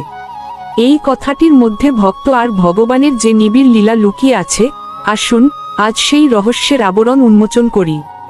বন্ধুরা, ভেবেছেন কি কখনো মালা গাঁথা মানে আসলে কি? এটি কি কেবলই তুলসীর কাঠের কয়েকটি দানা, যা আঙুলে ঘুরে চলে? না, ভক্তের হাতে যে মালা, সেটি শুধু দানার পর দানা নয়, সেটি তার হৃদয়ের জপ, ভালোবাসার সুর, আর ভগবানের সঙ্গে এক নীরব আলাপন। এই মালা হলো আত্মার সেতু। যখন একজন ভক্ত এই মালা হাতে তুলে নেয়, সে আসলে তার মনের গীতগুলো খুলতে শুরু করে। প্রতিটি দানায় এক একটি শ্বাস, প্রতিটি শ্বাসে এক একটি হরে কৃষ্ণ হরে কৃষ্ণ। এটি শুধু মন্ত্র নয়, এটি ভগবানের কাছে নিজেকে সমর্পণের ভাষা। ভক্তের জপ ও ভগবানের প্রতিশ্রুতি। উপনিষদ ও বেদান্তের মূল কথাই হল জানার ইচ্ছা, আর ভক্তি হল সেই জানার শ্রেষ্ঠ পথ। ভগবান শ্রীকৃষ্ণ শ্রীমদ্ ভাগবত গীতায় বলেন, 9ম অধ্যায়ের 34 নম্বর শ্লোকে, মন মোনাব ভব মদ্ভক্ত মদ্দাজি মাং নমস্কুরু। অর্থাৎ, আমার প্রতি মন দাও, আমাকে ভজ, আমায় প্রণাম করো। যখন এই মন পুরোপুরি কৃষ্ণে নিবেদিত হয়, তখন আর সেই মানুষটি একা থাকে না। মালা হয়ে যায় আত্মার সেতু। জপ করার সময় আমাদের মনে যে পাওয়ার স্বাদ জাগে, ভগবান সেই সাধকে কখনো ব্যর্থ হতে দেন না। আমরা শুধু একদিকটাই দেখি, আমরা ভাবি আমরাই তাকে খুঁজছি, কিন্তু ব্রহ্মবৈবর্ত পুরাণে উল্লেখ আছে, ভগবানও প্রতিক্ষণে আপনাকে খুঁজছেন। আপনি হয়তো তুলসীর মালা গাচ্ছেন, আর তিনি গাচ্ছেন আপনার জীবন, আপনার দুঃখ, আপনার আনন্দ, আপনার অশ্রু, আপনার হাসি, সব মিলিয়ে এক অনন্ত প্রেমের মালা। শ্রীমদ্ভাগবতে 10ম স্কন্ধের 2য় অধ্যায়ের 34 নম্বর শ্লোকে বলা হয়েছে, যত স্মরণে যত শ্রবণে তত শুদ্ধি। যতবার ভক্ত নাম জপ করে, ততবার ভগবান তার হৃদয়ে বাসা বাঁধেন। আপনার প্রতিটি জপ যখন তার কানে পৌঁছায়, তিনি তখন আপনার জন্য ফুল তুলতে শুরু করেন। একটি ফুল আপনার বিশ্বাস, একটি ফুল আপনার প্রেম, আর একটি ফুল আপনার বিরহ। তিনি গাচ্ছেন সেই ফুলে আপনার জীবনমালা। বিরহের রহস্য, চঞ্চল বুলবুল ও প্রেমের দর্শন। আমাদের আজকের ভাবনার মূল অংশে ফিরে আসি। মালা যখন গাঁথো, তখন পাওয়ার স্বাদ যে জাগে। আর তারপরই আসছে সেই চরম সত্য, সেই গভীর রহস্য। বিরহে কাঁদে যখন আরো ভালো লাগে, পেয়ে তোমায় যদি হারাই, দূরে দূরে থাকি গোতাই, ফুল ফুটায় যাই গো চলে যেমন চঞ্চল বুলবুল। তুলসীদাসজি রামচরিতমানসে সন্ধ্যার্ত স্কন্ধের 7ম অধ্যায়ের 13 নম্বর শ্লোকে বলেছেন, রাম নাম মুনি দীপ ধরু, জনে জগ মম ধাম। ভগবানের নামই সেই আলোর প্রদীপ, যা সকল অন্ধকার দূর করে। আপনার জপ সেই আলো, আর এই আলো যখন জ্বলে ওঠে, ভগবান তখন আপনার নাম গাথেন। কিন্তু তিনি কি সবসময় কাছে থাকেন? না। ভগবান শ্রীকৃষ্ণ শ্রীমদ্ ভাগবত গীতায় বলেন, 14 অধ্যায়ের 16 নম্বর শ্লোকে, যে যো জাংতাং তান্ত্রপশ্যতি তস্য তস্যাচ্ছ হং প্রজানামি। অর্থাৎ, যে যেমনভাবে আমায় স্মরণ করে, আমি তেমনভাবেই তার কাছে প্রকাশ হই। আপনি তাকে যেমন ভাবেন তিনি তেমনই হয়ে ওঠেন। কিন্তু যখনই আপনার মনে বিরহ জাগে, যখন আপনি কাঁদতে শুরু করেন, তখন সেই বিরহের কান্না তার কাছে আরো মধুর লাগে। কারণ বিরহ হলো প্রেমের বিশুদ্ধতম পরীক্ষা ও পরিমাপক। হারানোর ভয়েই ভালোবাসাকে পূর্ণতা দেয়। মহাভারতের ভীষ্ম পর্বের 4র্থ অধ্যায় বলা হয়েছে, ভক্তিরহিত ধর্ম কেবল আচার, অর্থাৎ ভক্তি ছাড়া ধর্ম নিশ্চিত। আর এই ভক্তিকে সজীব রাখার জন্যই ভগবান কখনো দূরে যান না, শুধু আড়াল হন, যাতে আপনি তাকে নতুন করে খুঁজে পান। এই সামান্য আড়ালই আপনার পাওয়ার সাধকে শতগুণ বাড়িয়ে দেয়। ভক্তিরসে বিরহের নব ব্যাখ্যা, মাধুর্যময় বিচ্ছেদ। আমরা ছিলাম ভক্তি প্রেমের সেই চরম শিখরে। আমরা জেনেছি এই বিরহের রহস্যই হলো প্রেমের গভীরতম মাত্রা। আসুন আজ সেই রহস্যের আরো গভীরে প্রবেশ করি। ভগবান কেন চঞ্চল বুলবুলির মতো আসেন, ফুল ফোটান আর উড়ে যান? প্রেমের পূর্ণতা মিলনে নয়, বিরহের প্রতিগায়। এই প্রসঙ্গে শ্রীচৈতন্য মহাপ্রভু এই ভাবকে বিপ্রলম্ভ ভাব বলেছেন। যুগায়িতং নিমেষেন চক্ষুষা প্রাবৃষায়িতম শুনায়িতং জগৎ সর্বং গোবিন্দ বিরহেন মে। অর্থাৎ গোবিন্দের বিরহে আমার কাছে এক নিমেষও যেন এক যুগের সমান মনে হয়। এটিই হলো বিরহের সর্বোচ্চ ভাব। যখন আপনি মালা হাতে জপ করছেন আর মনে এই শূন্যতা আসছে, জানবেন আপনার ভক্তি এখন এক নতুন স্তরে উন্নীত হচ্ছে। আপনার মালা গাঁথার স্বাদ এখন বিরহের আগুনে শুদ্ধ হচ্ছে। রাধা কৃষ্ণের লীলা, বিরহ হলো মধুরতম মিলন। বন্ধুরা, পদ্ম পুরাণ ও ব্রহ্মবৈবর্ত পুরাণ ঘাটলে আমরা দেখি রাধিকার বিরহ কেবল অশ্রুপাত ছিল না, তা ছিল প্রেমের সর্বোচ্চ প্রকাশ। যখন শ্রীকৃষ্ণ মথুরায় চলে গেলেন, রাধিকা প্রতিটি গাছ, প্রতিটি লতাকে জিজ্ঞেস করতেন, কোথায় আমার কৃষ্ণ? রাধার এই বিরহ প্রমাণ করে যে শারীরিক দূরত্ব প্রেমের গভীরতাকে কমাতে পারে না, বরং বহুগুণ বাড়িয়ে দেয়। তার প্রতিটি নিঃশ্বাস, প্রতিটি অশ্রুবিন্দু ছিল কৃষ্ণের নাম জপের চেয়েও তীব্র। রামায়ণেও আমরা এই বিরহের চরম রূপ দেখি। সীতার বিচ্ছেদের সময় রামচন্দ্র যে কেঁদেছিলেন একজন প্রেমিক হিসেবে, তেমনি ভগবান শ্রীকৃষ্ণও কেঁদেছিলেন রাধার সামনে। কারণ প্রেম মানে শুধু পাওয়া নয়, অন্তরের পূর্ণতা। আপনি যখন মালা গাঁথছেন, তখন আপনার মনে যদি এই রাধার ভাব জাগে, যদি মনে হয় এই দানাগুলো হাতে ধরেও কেন তোমাকে অনুভব করতে পারছি না, তখন জানবেন আপনি কৃষ্ণকে রাধিকার মতো করে খুঁজছেন। আর ভগবান সেই বিরহ কাতর ভক্তকে কখনোই দূরে ঠেলে দেন না। তিনি তখন আরো বেশি করে আপনার মালার প্রতিটি দানায় নিজের অস্তিত্ব অনুভব করান। জপের শক্তি ও চরম সংযোগ, মুক্তির স্বাদ। আসুন আরেকবার আপনার সেই মালা গাঁথার মুহূর্তটিতে ফিরে যাই। আপনার প্রতিটি জপ আসলে ভগবানের কাছে একটি বিরহের মন্ত্র হয়ে পৌঁছায়। এই বিরহ হলো পাওয়ার জন্য ব্যাকুলতা। জপ হলো মনকে বন্ধন থেকে মুক্তির পথে নিয়ে যাওয়া। মহাভারতের শান্তি পর্বে বলা হয়েছে, মনুষ্যের মনি বন্ধন ও মুক্তির কারণ। শ্রীমদ্ভাগবতে 10ম স্কন্ধের 17 অধ্যায়ের 31 নম্বর শ্লোকে বলা হয়েছে, কীর্তনাদেব কৃষ্ণস্য মুক্তসঙ্গ পরং ব্রজেত। অর্থাৎ শুধু কৃষ্ণনাম কীর্তনে মানুষ মোক্ষ পায়। তাহলে এই মালা গাঁথার সাধিত মুক্তির স্বাদ। আমরা কেন বলি, পেয়ে তোমায় যদি হারাই, দূরে দূরে থাকি গোতাই? কারণ ভক্তের ভয় হলো, যদি কাছে পেয়ে যাই, তবে সেই পাওয়ার আনন্দে আবার তাকে ভুলে যাই। এই কারণেই ভগবান কখনো কখনো আড়াল হয়ে থাকেন, যেন আপনার পাওয়ার স্বাদ কখনো শেষ না হয়। যদি একদিন মালা গাঁথতে গাঁথতে আপনার চোখ ভিজে যায়, জানবেন সেদিন ভগবান আপনার পাশে দাঁড়িয়ে হাসছেন। আপনি কাঁদছেন ভক্তি থেকে, তিনি কাঁদছেন করুণায়। তিনি বলছেন, এই তো আমার মালা, আমি নিজেই গাঁথছি। আপনার দানাগুলো তার আঙুলে জ্বলজ্বল করছে। ভগবান শ্রীকৃষ্ণ শ্রীমদ্ ভাগবত গীতায় শেষ অধ্যায় 18 অধ্যায়ের 78 নম্বর শ্লোকে চূড়ান্ত আশ্বাস দেন, যত্র যোগেশ্বর কৃষ্ণ যত্র পার্থ ধনুর্ধর। অর্থাৎ যেখানে কৃষ্ণ ও অর্জুন একত্র, সেখানেই কল্যাণ। আপনি যদি মালা হাতে কৃষ্ণকে ধরেন, আর কৃষ্ণ যদি আপনার হৃদয় ধরেন, তাহলে সেটাই জীবনের চরম সংযোগ, সেই বিরহের পরিচরম প্রাপ্তি। জীবনের প্রতি মুহূর্তই মালা গাঁথা। মালা গাঁথা মানে শুধু নামজপ নয়, এটি বিরহের মধ্য দিয়ে অনন্ত প্রেমের সাধনা। আপনার জীবনের প্রতিটি সুখ দুঃখ, হাসি কান্না, সবকিছুই এক একটি দানা। আর ভগবান শ্রীকৃষ্ণ নিজে আপনার সেই জীবনমালা গাচ্ছেন। বিরহের ভয় নয়, বিরহের আকাঙ্ক্ষা নিয়ে জপ করুন, কারণ সেই বিরহের পথ দিয়েই আসে চরম মিলন। বন্ধুরা, আগামীকালের জন্য তৈরি থাকুন। প্রতিদিন সকাল 11টা এবং রাত 8টায় আমাদের চ্যানেলে নতুন ভিডিও দেখতে বা শুনতে ভুলবেন না।